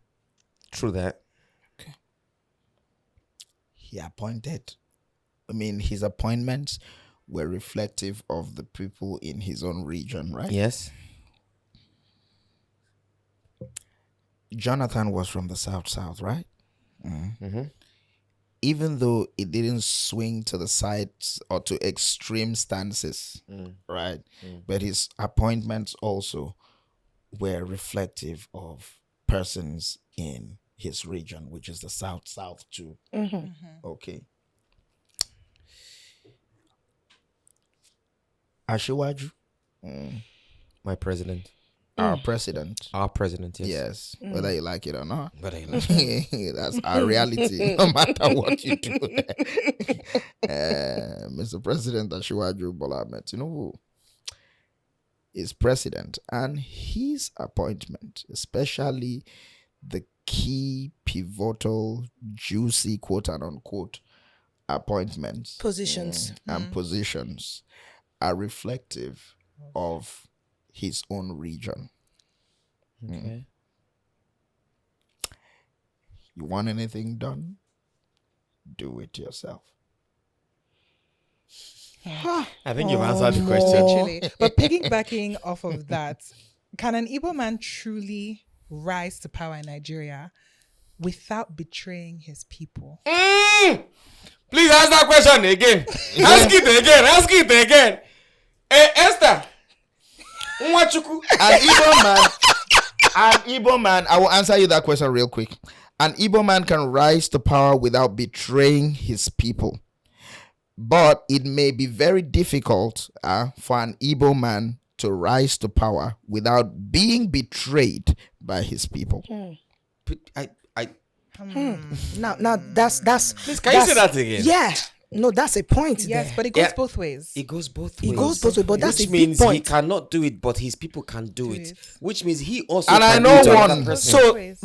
it can I happen know from one. both wings. who is one? Huh? Who is the Oh, president? His Excellency Peter Obi can rise to power without betraying an Igbo man, but there may be a very huge difficulty Yes. for him to ascend to the position of presidency, without being betrayed. You by an Igbo sound man. like you know one or two people that can betray him. Eh? You sound like you For know. God's sake, betrayal at the apex level of leadership is consistent with greatness. Jesus was betrayed. True. Please, you made a point earlier that I really want you to address. You said one person that signifies nationalism right now in Nigeria. To you gave an example with the name Peter Obi. Now, I remember that my dad said then that the late Nnamdi Kanu was, but it's okay, was allegedly seen as a weakling in his time in leadership. Because he was a president and not prime minister. Because he, like he said, was up for the Nigerianness of our people. Development, growth, And the Igbos didn't like it. Yes, they gave examples of, like even amongst the Igbos, Nnamdi Azikiwe was called names and mocked. Yes, sometimes openly to his face, according to my dad. And it was said that they gave examples of people like Obafemi Awolowo doing stuff majorly for the West. They named some of the men you talked about, Amadu Bello and Tafawa Balewa and the rest of them doing stuff majorly for the North. But Nnamdi Azikiwe was the only person saying, I don't just want Igbo people, I want every Nigerian. And so they kept saying that was why they saw him as weak. Listen, there's nothing. He was an integral leader. Listen to me. Nnamdi Azikiwe wouldn't have done anything for the Igbo region because the Igbo region had a premier. The premier of the East was Michael Okpara, isn't it? Yep. Ask Michael Okpara questions. Because we had regional governments. Yes, I believe Michael Okpara did well. All right, let them ask him questions. There was premier of the North. There was premier of the West. Yeah. Okay. And then there was premier of the East. I don't think Zeke was premier of the East before. All right. Zik was president, a toothless bulldog. For God's sake, that is, yes, now, a spare tire. What do you want? Like, no, now, but that's the truth. That's the reality. Until I open my mouth, can't talk now. Why I can't step on toes? What he do? Especially on toes from people when Commanding you powers politically, obviously. Yes, no, he was told called a ceremonial head of government. What did you want him to do? But that's what he It's was like, called. okay, it's like Shetima now. What do you want that man to do now? Omo. What do you want him to do? And you go and say he's not favoring the North. Every juicy appointment is going to the West. What are you doing there as vice president? You're not favoring the North. Have you taken your constitution to look it up? I don't leave him alone. No, that man is there. I'm serious. Seriously speaking. But quickly, I want to ask something. Why are Igbos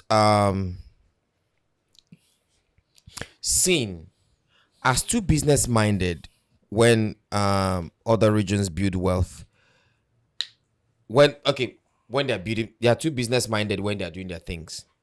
But when other regions build wealth, the North, the West, they are called visionary. Sorry. Repeat it again, please. When the Igbos are doing their business, Yeah. they call them, they are too business-minded. Mm-hmm. But when others do it, they are visionary. How? That's not true. Who says that? That's a very. Oh, I've heard that That's too. a No, but staggeringly no, low- no, Oh, I've heard that no, too people, much. but people say that That what? because they want to water down. But you know, why but- do they want okay, to okay. water down the Igbo success You mean story? The Igbo success story. Yes. Okay, the water it down. Yes. No, just give me one instance so that I can know more. Okay. You know what? Let's leave that. No, it's interesting. see, please, I want to state something here. What if I talk As- with I want to anyway, continue. Ekukwana Maybe biko. today you scatter Nigeria, scatter talk with Nigeria. that one. Scattering Nigeria. So while we are going towards the political side of this discussion and talking about these things, Please, I beg, sorry. No, see, I'm tapping you too much. Let me just sit down. You are telling her sorry for the loss in Biafra. so- Sorry, It's I okay. like. Sorry, so bad. but I really want to find out, aside all these political statements, the inclinations and all of that. Now I'm asking this question as a Nigerian and an Igbo person that has lived in Nigeria for at least over 20 years now. You don't want to tell us your real age. No, but But that's go a on. fact. But here's my question. I was born in Lagos, raised in Surulere. My both parents raised the family here. Now I noticed something. I speak Yoruba very well. I kind of like saw the shock in some people's face here when we were speaking earlier. And they were like, I thought you said you were Igbo, but yeah. Now there's something that happens that gets me. At first it used to be funny.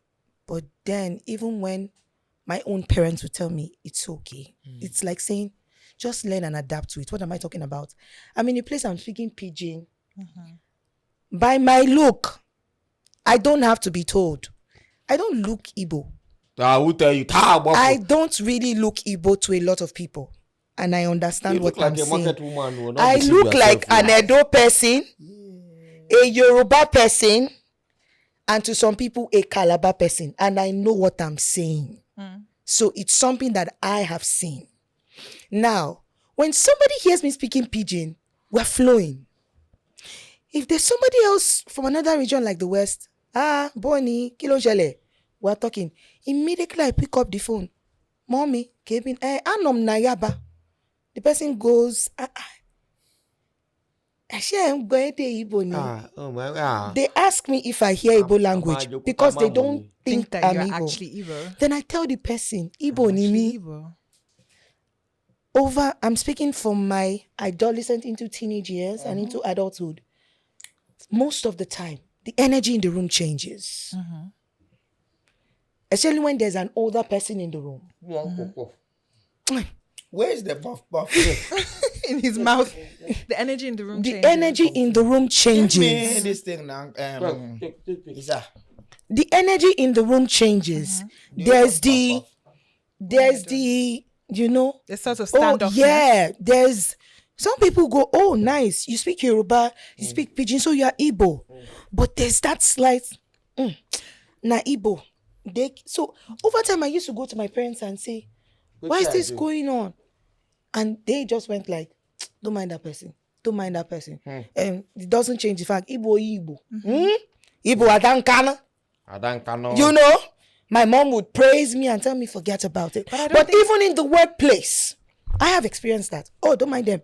She be na Igbo, she be Igbo now, that's what they do. And I'm like, how will they do? But that is not something that's just unique to Igbo people. And on the other side of the spectrum, there's me that is Yoruba that looks Igbo. That a number of Igbo people will... Igbo. I know, I get told all the time. Igbo. I've been told I look Igbo. I've been told I look like I'm from Edo. I've been told all these different places. I'm Yoruba. You look Edo as well. I am very, very Yoruba. But it's the same thing. On the other side of the spectrum, I'm a Yoruba person, and when an Igbo person sees me, kedu, I'm like, I'm not. Kedo. See, at least it is, they are receptive. I'm saying the reception changes for the negative energy. This it's is not my funny. experience. My experience is, oh, yeah, Yoruba, really? And then you actually know the next thing that comes out of their mouth? Yoruba people don't find like this, though. So you're talking about, exactly, but you're talking about Igbo people being, oh, she's Igbo, leave them. But guess what? Yoruba people have that same experience on the other side. So But I don't how know often? If it's necessarily for me. How often? Because that's what I'm saying. The question is, how often does this happen? Like, You it's see, I don't want us to go too political. Let us dilute it a bit, then go back to political. You see, there's a lot of fear for the Igbo tribe. You hear people telling you, oh, when you want to do business with an Igbo man, shine your eye. be very careful. Be very, very careful. Those people, their eye, they shine. No. money, na be their own. Money, na be their own. They're not, they carry money play. But not true. No, they carry money play. But who they carry money Who play they carry for money this play life? for Nigeria? Who they carry money play for this life? May we talk true. But who why they does carry it feel and like play? why does the Nigerian system celebrate Igbo success abroad, but stifle it at home? Is it down to the manner of approach? Because there's something that you said when you were talking about Ojoku and Philip F. Young. Something that allegedly Ojoku said. Yeah, Something very brash. very brash. Very crass. Very. And it makes me feel like, is that the reason perhaps? There's a certain sort of, I don't want to say entitlement, but is that attributing to it? Could that attribute to what's happening here? Nah, Buff is moving, my darling. I know you respect myself for food. No verse. Sorry. Sorry, guys. You can tell that we're hungry. This is how we are on the Please come podcast. and join us. We're hungry. It's We're hanging family. out, we're I'm family. sure you are watching. You are eating something. Thank Yes. you. Leave them to Ẹja jẹun o. Yes. Nipinu, Shagbo. Ẹja jẹun o. Give me that meat. Give me want that that meat. pop- Eya You want young. this one? Eya young. That one you want. Ẹja jẹun, no be ẹya ya. Eya young. Ẹja jẹun. Ẹja jẹun. Eya. Ẹja. Eya. Ẹja Chineke na. Ya.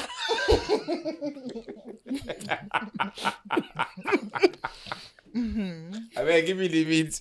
So why does it feel like we're stifled here, but Celebrated. abroad, in the UK, in the US, we're all celebrated? Oh, the woman.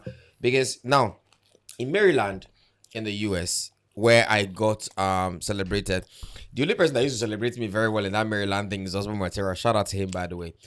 I have a lot of people in Maryland that have big businesses, and they're all Igbo men. One of the biggest stores, Cozy Furnitures, is owned by an Igbo man. One of the biggest furniture stores in Maryland is owned by an Igbo man. One of the biggest lounge Maryland. in Maryland in the US, actually. Maryland. Maryland. My not sister, we are Maryland. Nigeria. Maryland. Now we they call am. Anthony. So paper. Igbo man. So why are we celebrated outside and Stafford more here in Nigeria? That's the question I'm asking. Can you answer with pop in your mouth? Why was celebrated outside? Stop. Calm down. Calm down. My high Calm fever. down. Stop it.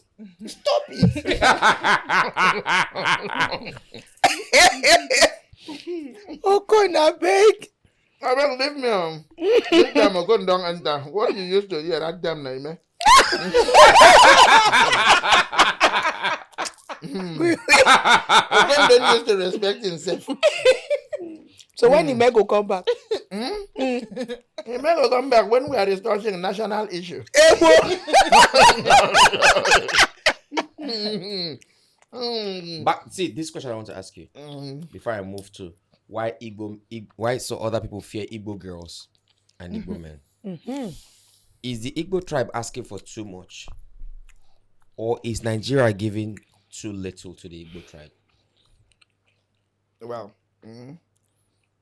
see, in all of this, politically or positively,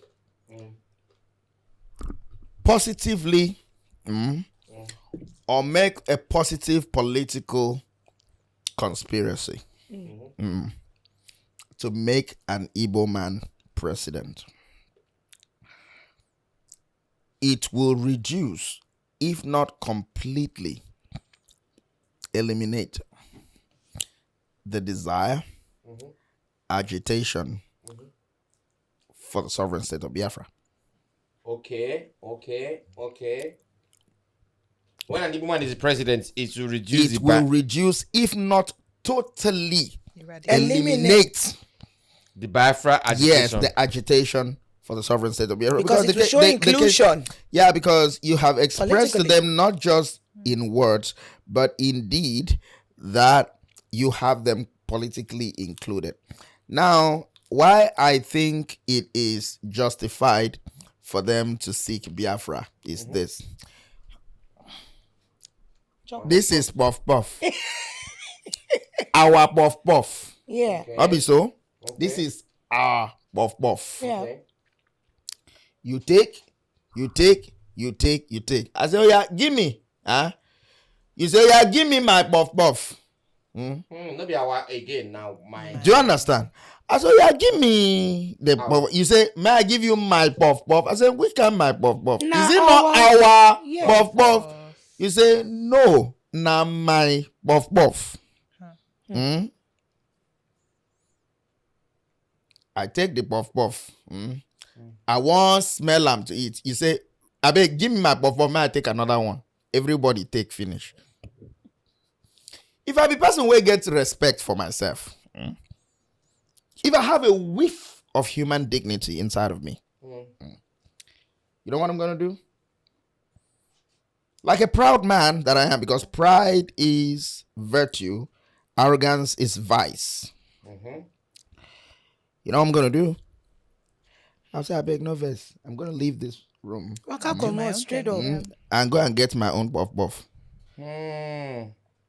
I want my own Puff Puff since I They no fit insult share me. for our Puff Puff again. Where really be our And Puff then- Puff actually? And then, it is now Banje to stop me from to come out for here to go buy my own Puff Puff. As you know, one give me. Because it is now evident that you no want me eat Puff Puff. Exactly. I get the ability to go buy Puff Puff. I no beg you money for Puff Puff. I want to go and buy my own Puff Puff. Why you lock door? and you know one give me. And you no one give me Puff Puff. So that is where, it is mischievous. That's where it is wrong. So that is where the agitation is very for the sovereign justified. state of Biafra. That is it. Because they want out and they have a justifiable grounds for wanting out without a shadow of a freaking doubt. So you think the Igbo should be given the sovereign state of Biafra? You say what? First of all, the agitation for the sovereign state of Biafra comes from the deficiency, if not lack of something, which is political inclusion. True. True. All right? And recognition. Fact. So, first of all, try to see if you can treat the problem.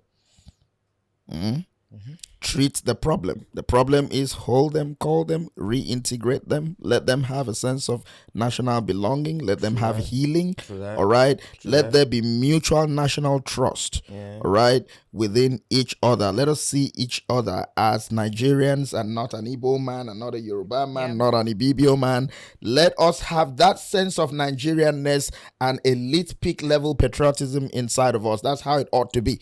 And then we can discuss as Nigerians. An Igbo man will be a Nigerian in the strictest sense of the word Nigerian.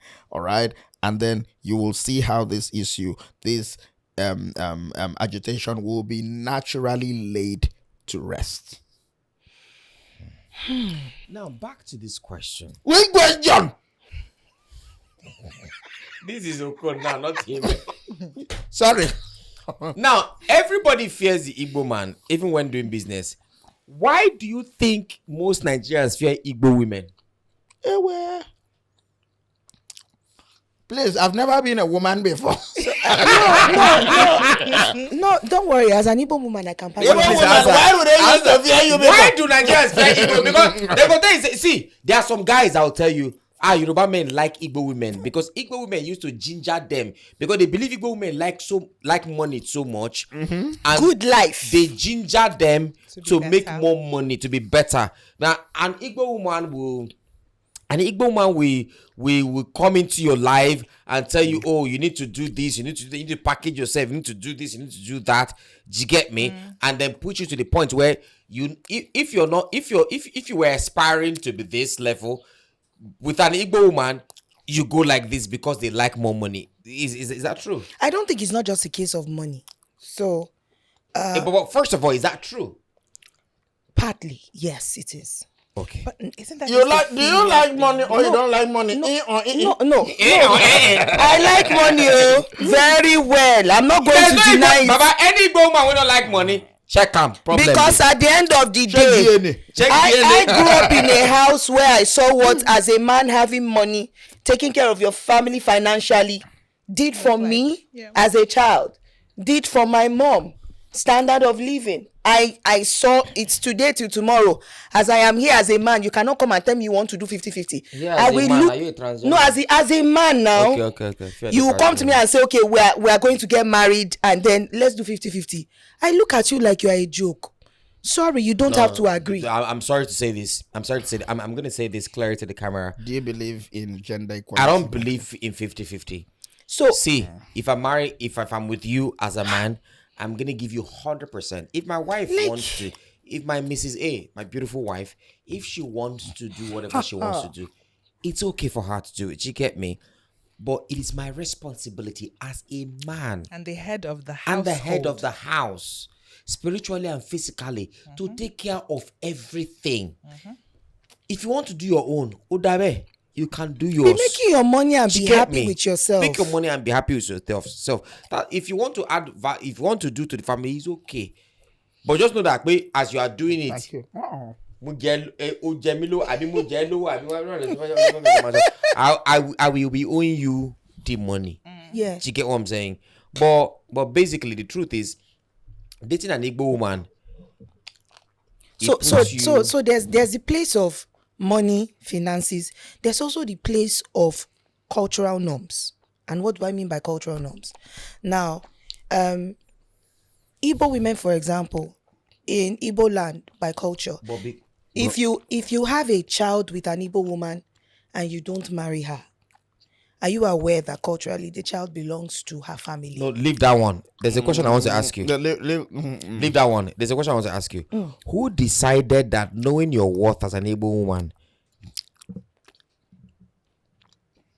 is equals to being a gold digger? Is it just because she's Igbo? No. What do you mean by knowing your worth? Now that's that. No. Which one is An knowing your- Igbo girl will tell you, you don't see where they want to break up with an Igbo girl. Emeka. Hey! Yeah, when I saw my signature, break up with me. Alone, because she knows her worth. She knows who she is. What do you mean by knowing of worth? She knows what she brings to the table. See, at the end of the day, if She you're knows how What does a far- woman bring to the table? And that's another conversation for another I like day. that. Ime, Straight up. stop. Go back to Straight the up. Okon. Who are we dealing with today? Is the men now? Because if we're Okay, talking about what this they when I'm hungry. if we're talking about what a woman brings to the table, that's another conversation entirely. So for me, I would say this: an Igbo woman comes into your life, depending on the person you are dealing with, but generally, we love a place that has balance. Balance in the sense of number one. Yes. No, calm down. He messed up. Stop that. Now, we like a place that has balance. What do I mean by balance? A man who understands what being a man is, and in the cultural sense to us. Now, that means one, security in the sense of finance, And security in the sense of me just knowing that, okay, I have you as a man, you are my husband, Ichie Ime, I'm married to you. I know that no matter what happens, I have protection from you. I'm secured by you. Secured in the area of finance, It sometimes might not even be totally emotionally. But I just know that if I'm giving birth to children for this man, my kids won't suffer. I would have children that would receive good education, be well fed, be well taken care of. Yes, as an Igbo man. That mentality. So sometimes Igbo women will marry you as a man, not necessarily for love. I'm telling you the truth. So now I want to ask, not necessarily for love, is that because that's unique to Igbo women. Baby joy not necessarily. Igbo man will marry not necessarily for love. Yes, now, because I've seen girls who have been in love with men but left them because at the end of the day, this guy wasn't financially secure. But there was one guy, Emeka Malaysia. Excuse me. With I money. to go to the reason for my tattoos. Excuse me. You know the reason, but I don't want to go. Yeah. Good, yeah. Baby lawyer. Baby lawyer. Yeah. Whether you like it or not, love is a good major constituent in the choice of who you want to be with as spouse. Not for an Igbo. Okay. But love should not be the absolute. Oh, love should not be the absolute. So what is the first thing when you're looking for a woman? What is it for you? Is it love? Or right, when a woman is looking for a man, should it be love first or money? Not looking for considering a man. Life target complementarity. Get life. Break it down. This is it. Yeah. Complementing each other. I am a man. I'm the one who has being vision. compatible. Now I'm the man who. This is Bibi. I'm the man. I have a goal. Bibi is single, by the way. If you're looking for a girlfriend, please apply in person. Apply in person. Okay, now there is. Don't say anything. There is just be going. There is what do you call it? She's not single. She's not single. Leave her now. Why are you harassing this Bibi like this? Bibi, sorry, no mind them. She's not there is what do you call it? There is a goal as a man. I'm listening. I beg, no mind this nonsense. They do. I don't die. Nonsense, boy. Oh Lord. There is a goal as a man. All right, your captain. Yeah. Your leader. As a leader, the major constituent of leadership. One of the major constituents of leadership is vision. Every Igbo man has that. Okay. Now, get you an Igbo man. This is you. This is your life. There is a picture, a beautiful picture of how you're gonna end your life. All right. It's painted and hung there. Now, you are going to navigate your way around some hurdles, some straight, smooth routes, towards reaching that beautiful, well-painted picture. That is your goal. Okay. Your choice of a partner in life is part of that plan. Sure. Because a goal without a plan is merely a wish. Okay. But I want to say something. I want to say something. Oh, continue. So, okay. You tell Bibi, please come. I want to integrate you into I have a vision. All right. Bibi, do you have an independent vision as well? You say yes. Okay. Can we see how we can marry that vision, to stay in alignment to mine so that we can reach there? This is my vision, right? Because we cannot operate parallel visions. True. All right. True. You come in, you bring yours, up my own vision, up my own plan, or complement my own plan, and make it better, make my sail towards arriving my goal to be smoother. Okay. That is why the woman comes in. She's a part of the major plan to arriving at that pleasurable end, all right, which is your goal. So doesn't that now objectify the woman? Doesn't that make the women mothers? It sounds like, and this is something that I hear all too often. Women, stop mothering your men. Stop telling them how to do this. Love them, support them. Don't be Please, their mother. mother your man. No. But why? It's not my responsibility. Women as should my mother man. their- She said, Ah. She I said don't- I something should that not have means to mother a objectify. man. Listen. In all you my do, wife is mothering me. in all you do, I beg. I don't know where to be wrong or where to be right, but in all you do, all these then don't objectify. Blah, blah, blah, blah, blah. In all you do, just know that a woman will always or should be a woman. A man should be the man. You've talked about taking ownership, being the man, not doing 50-50, taking the leadership No, position, that 50-50 shit. protecting, that shit. providing, and all of take that. care. That is within the purview, that is within the jurisdiction of the man to do. All right? Okay. If you want the way you're talking about, objectifying the woman in that light, maybe it may trick one to believe that you would actually, or you're a proponent of a woman running a parallel or independent vision with the man. And if you do that, it is still fine, because everybody, to every malamion keto, that is your own, that may be yours. But the thing is, in all you do, never build yourself into the man of your own dream. Can I ask Ime a question? Can I ask Oh, Ime? wow. As a woman, never As a build woman, yourself into the in man of all your you dream. build, never build yourself into Why? the own man of your dreams. If not, you'll What- be with yourself. What does that mean? What is that? So are you saying that Like a vision woman's you have of a independence man, is the man also- of your dreams. Don't Don't- build don't yourself be as that- a woman Excuse me. into that man. If the man Into of your becoming dreams, that man. if the man of your dreams He's like like UG. this is an Elon Musk, and you are an Elon UG Musk, you will that is marry yellow. yourself.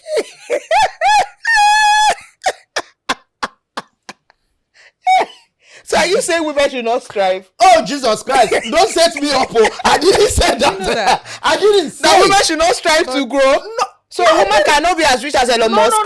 It's just not. It's not. Listen. It's not the possible. man of your dreams. The man of your dreams. You always want to look up to.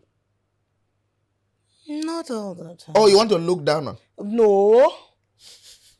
I don't understand. Oh, you want to look inequality too. No. Want to look down on?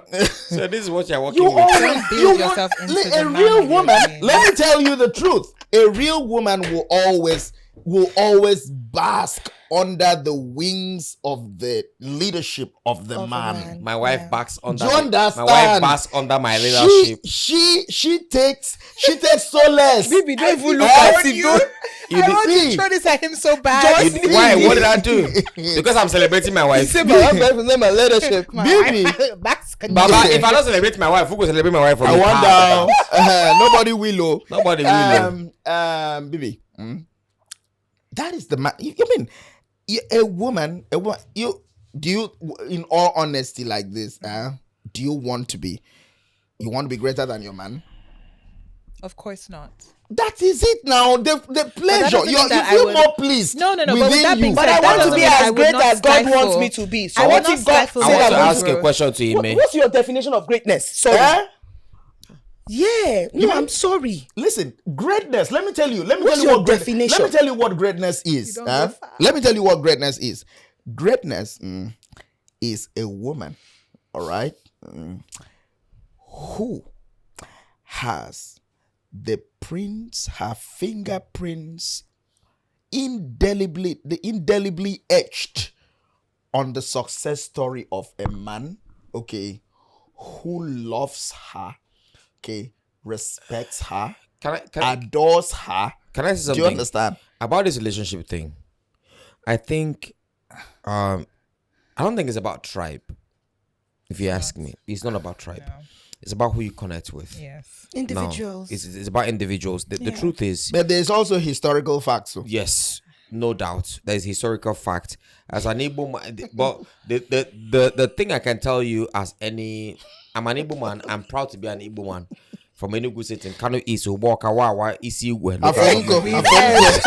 Afonko. A proud son of Peter Mba, I will say it. But one thing I'm going to say to every girl that is out there, get you an Igbo man. Why? Get you an Igbo. Why An is Igbo man men that- hold on. no, hold settle on. down Hold on. Yoruba Listen women? to me. Let me say something. Get you a proud Igbo man. Now, an Igbo man that is hardworking. Now, because the truth is, Thank you. there's one thing about an Igbo man that is hardworking, that is proud.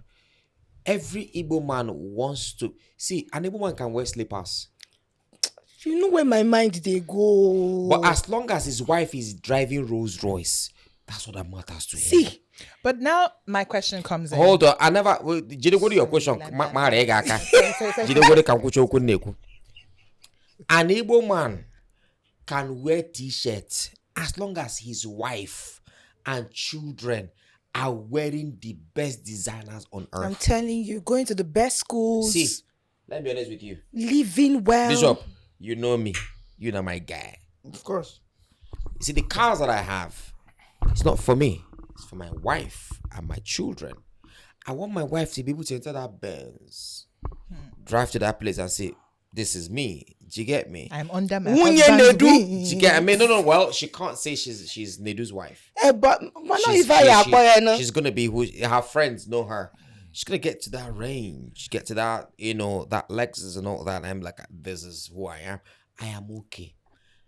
He says, "Adeso, I feel enter Uber. I don't care."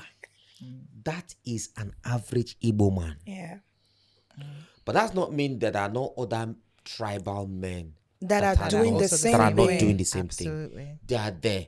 But when it comes to love, don't say, oh, I have to find me an Igbo man. No. You can get an Efik man.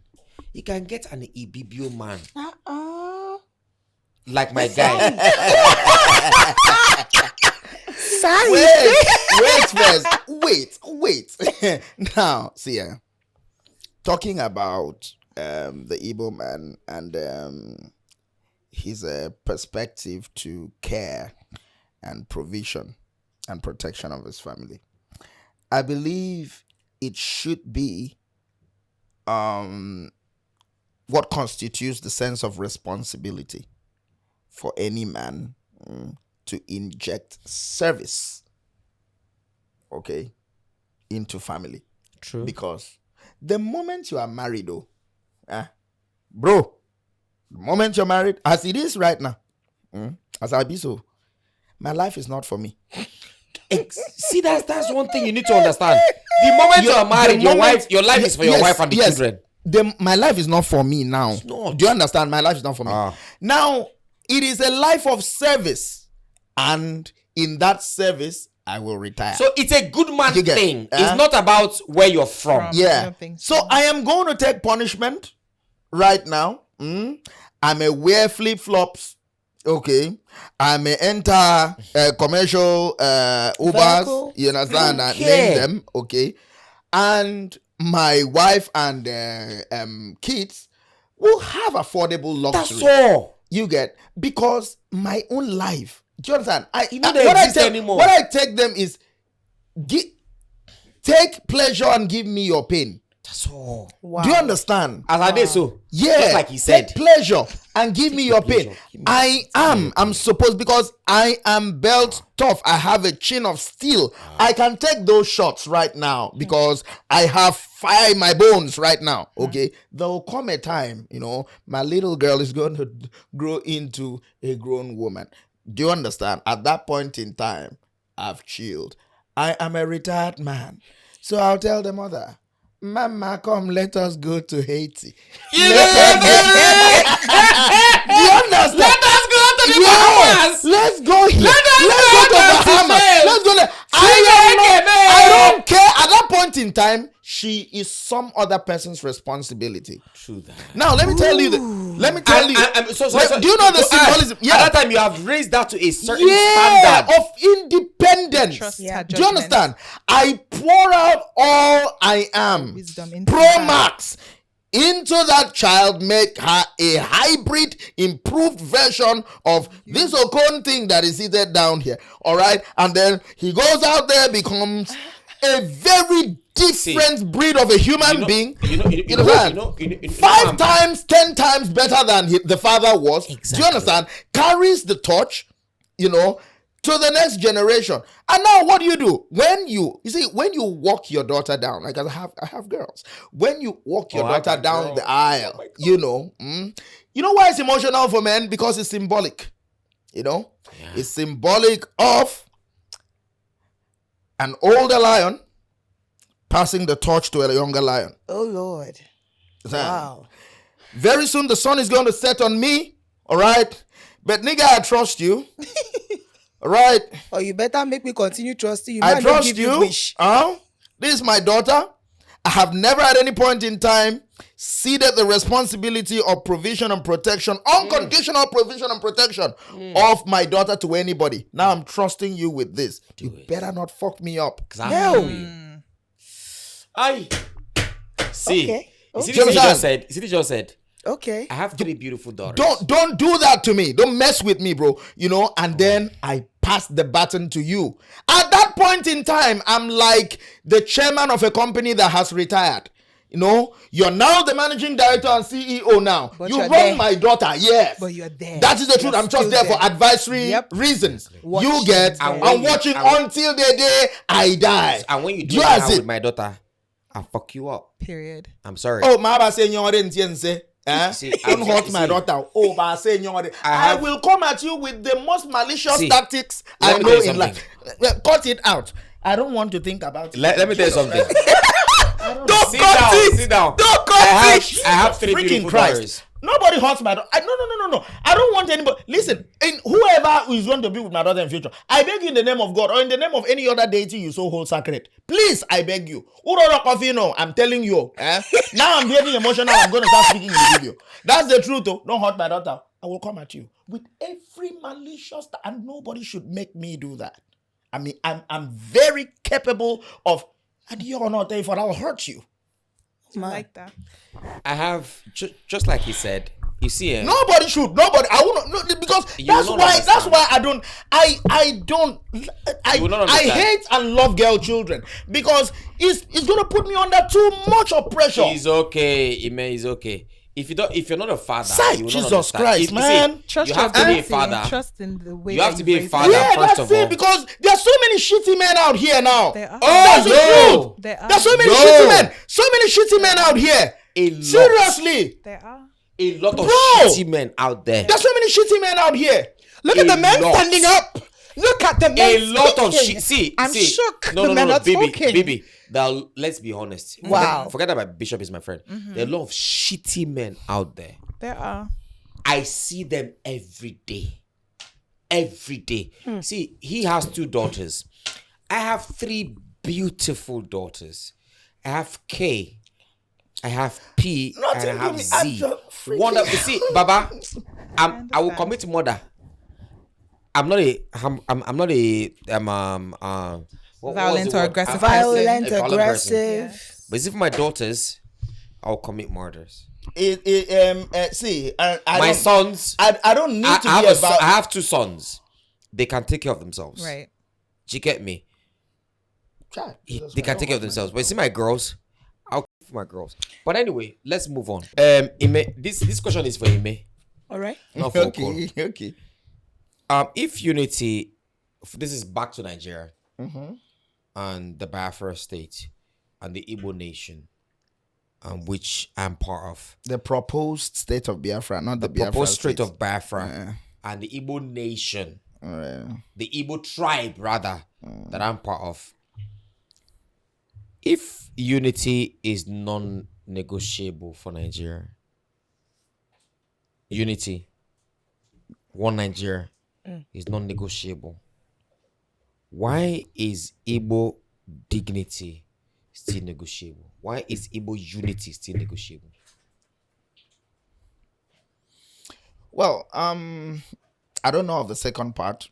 I don't know. I can't quantify the truth or falsity of the second part, but I know that any question or any discussion that borders on the disunity of this country is not a subject for discussion at all. Do Igbo prefer themselves? You see, the emotion of fear.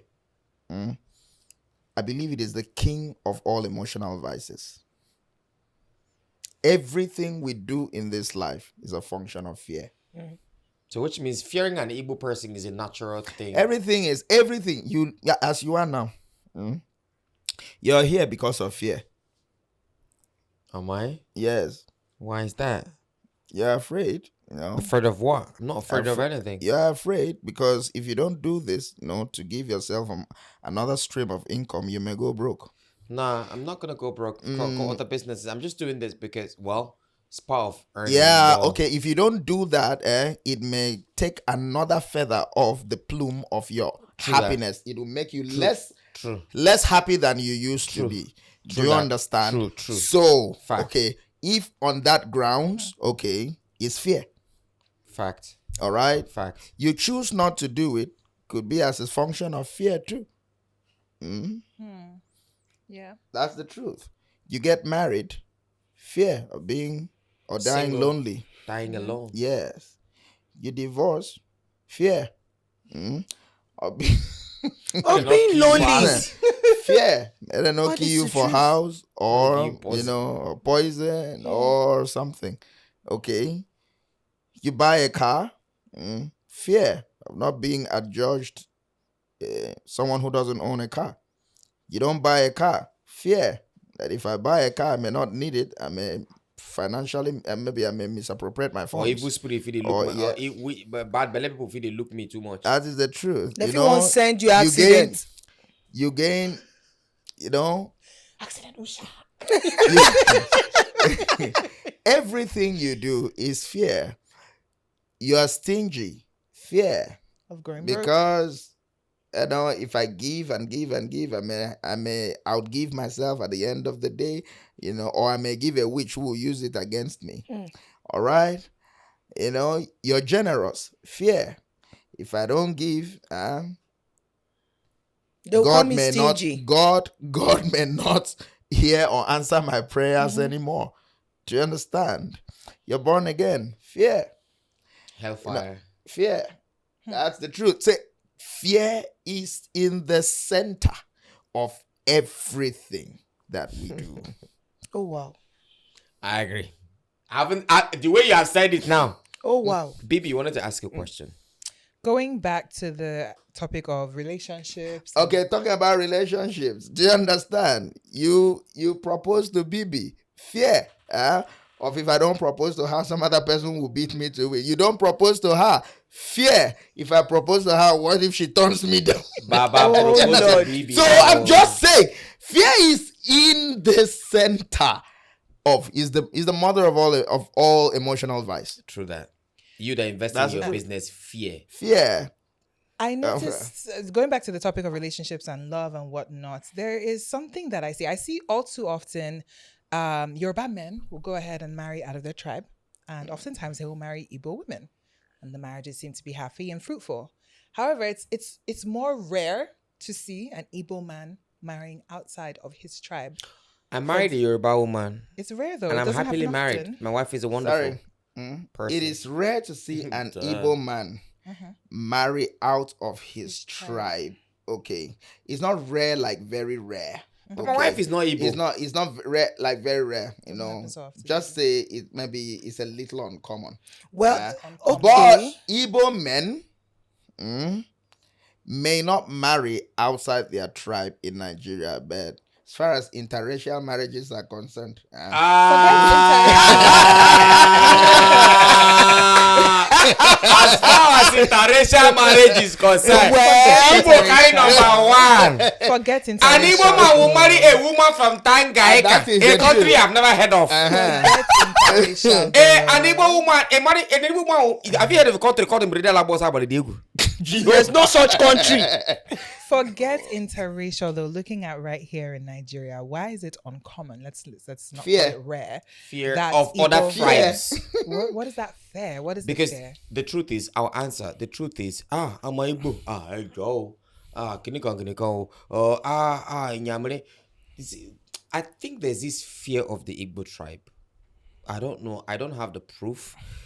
But this is my opinion. But then there's I think also For the fear of men the married Igbo men. outside. Yes. The Yes. women marry anybody But they there's want. also the part And the of family of the man also thank not you. wanting them to No. marry yeah, outside. the man's family. Are you sure the his women marry mom- outside much? Anambra women don't marry outside. Though.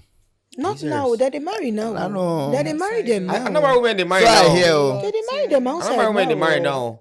But I think it's But more we know on say the the family most of states the where men. beside I feel talk say truly as an Igbo state, a lot of their women from like long time Imo state. I know that their women would freely marry somebody from Ibibio, somebody from Delta, somebody from Yoruba. You know, I know that it's in recent times that I started seeing our Enugu sisters. These days you walk into a village and you just be seeing Olufemi comes to wed Nkechi. Bro. And you just be like, you move like 2 local governments away. Nifemi is coming to wed But don't Amaka. you think Like the yo, family of the men that do not want their Igbo sons to marry outside They're their living tribe, trauma. don't you think that also correlates with what we are discussing about the Igbo voice in Nigeria? yeah. Because we're talking about, we've spoken about the trauma and how things have been done to Igbos in Nigeria. But let's also talk about putting it on the other foot and seeing how Igbos are treating people outside their tribe when it really matters. And marriage to their son, for example, a first son now, that's really where they view it as mattering. So what's sort of like allowances are Igbos also affording their fellow countrymen that are not Igbo? Okay, so I'm going to say this, for example. I don't mean this the wrong way. Up until very recently, if you asked me 3 years ago, I'll tell you I can never marry anybody that isn't Igbo. And it was just because of one, I'm comfortable in my skin as an Igbo person. Because you not see man, I make you change your mind. No, it's not that. No, but there are many reasons why I had to now say there are young people in my generation born in the late 90s who are doing very well. Some of them are from the north, some of them are from Plateau. These are good people. I'm not going to say somebody from Kaduna says hi to me and says, let's go on a date. I won't do that. I schooled in handsome. Biko. I schooled in Unical. I studied law in Unical. All right. And then, please don't do this, but yeah, I'm going to say this. My mom then, when she'll be packing up my provisions in, that 50 kg rice, when they'll pack your food for pack rice, beans, everything, tin tomato, this one. My mom will be shouting, yeah, I need a pojuru car. Ejekwana across the river. Go across river. Ejekwana across the river. What does that mean? Don't go across the river. Across the river to meet another man that is not Igbo. Don't be taking us far away in marriage. Not so that if anything happens, we will not have to be taking long journey And there's another to come and save you, just in case. I want to also say something. There's Now another that built very a consciousness funny... that scared me. So if you were somebody that was ethic, and I mean some ethic guys that once they just hear me say Kedu, hey, Igbo girl. So I'll not be looking at them think like, the bro, problem shift, is shift, the parents, shift. Our parents I didn't date anyone. had traumas I didn't. that were not attended to. Right. So we are living the trauma of our parents. Exactly. But how are we sure that trauma now is not being instilled in us? A lot of us, it is passed on to the a lot younger of generation. a lot of us, it is. Now Still listen, instilled. listen. Let's be honest. This Except we is want to lie to leave ourselves. trauma. Honestly. Traditional marriage is the mother of all marriages. All right. See all these things that we are doing here.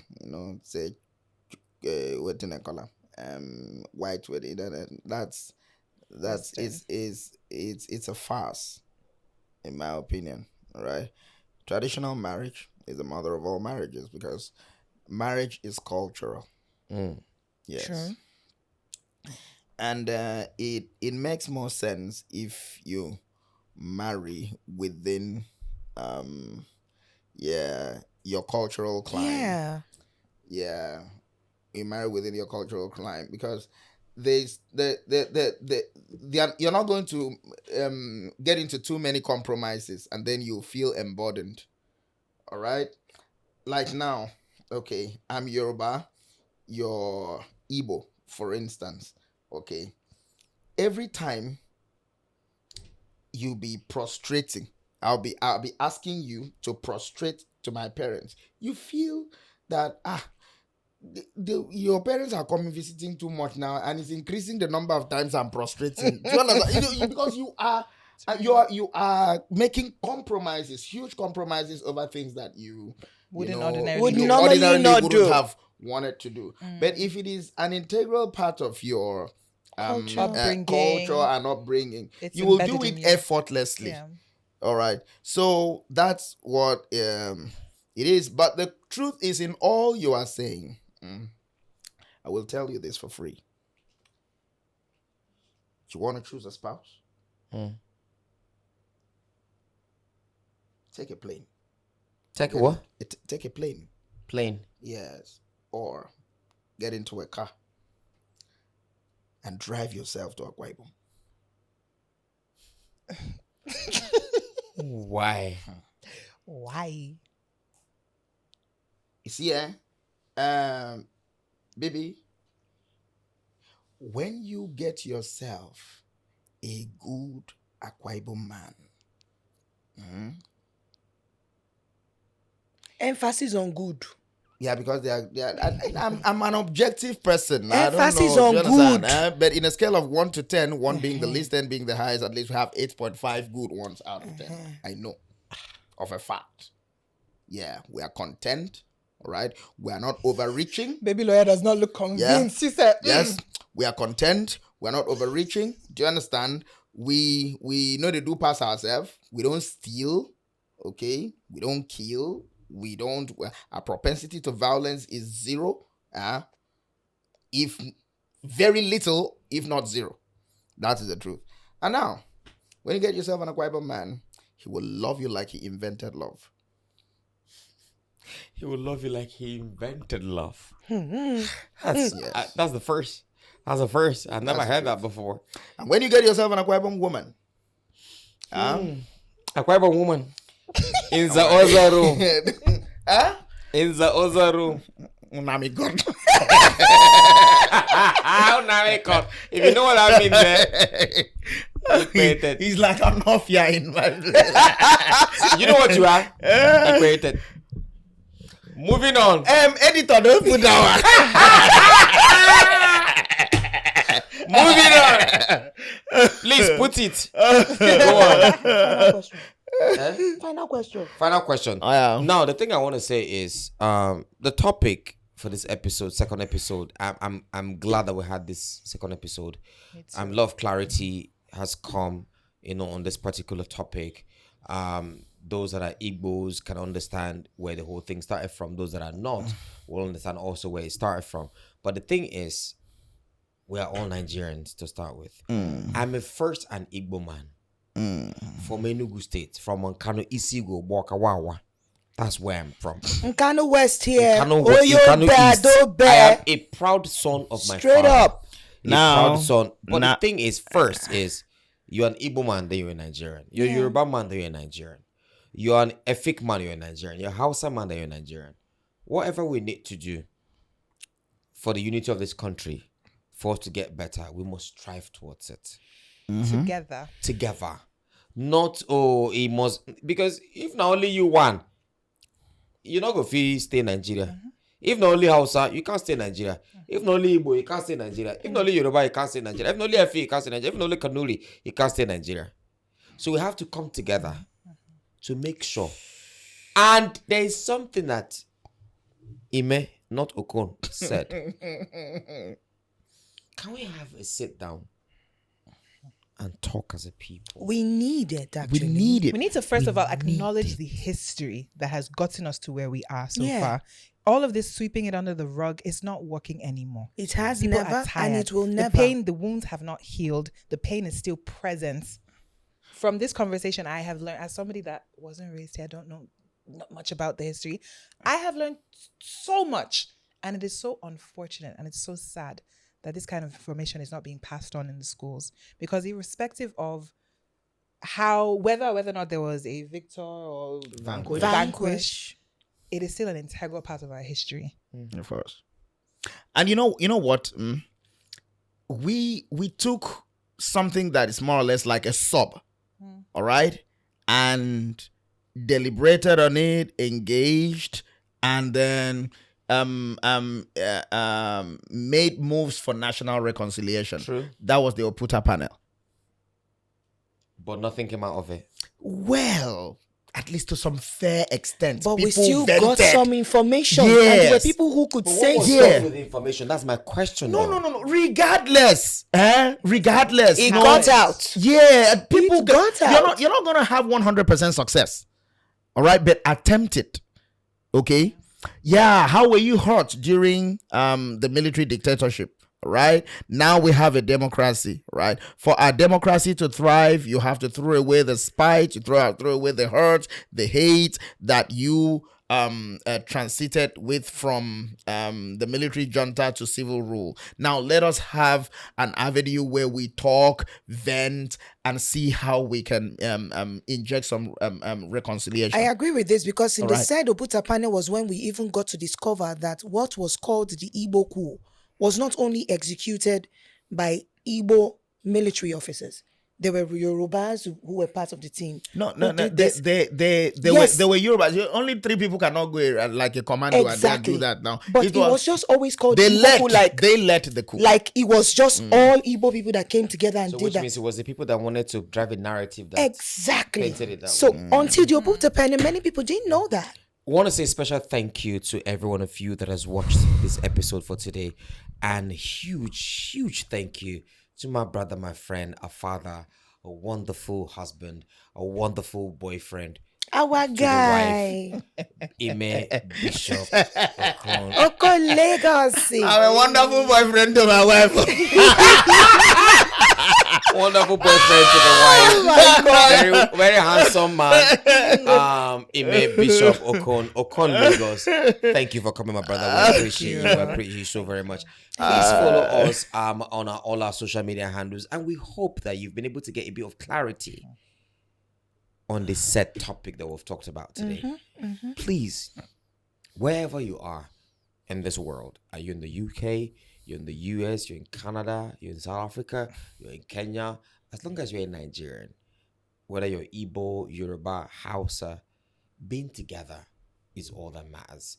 Being a Nigerian, the passport you're carrying is a Nigerian passport. 100%. That's the passport you're carrying. So whatever you do, you're representing Nigeria wherever you are.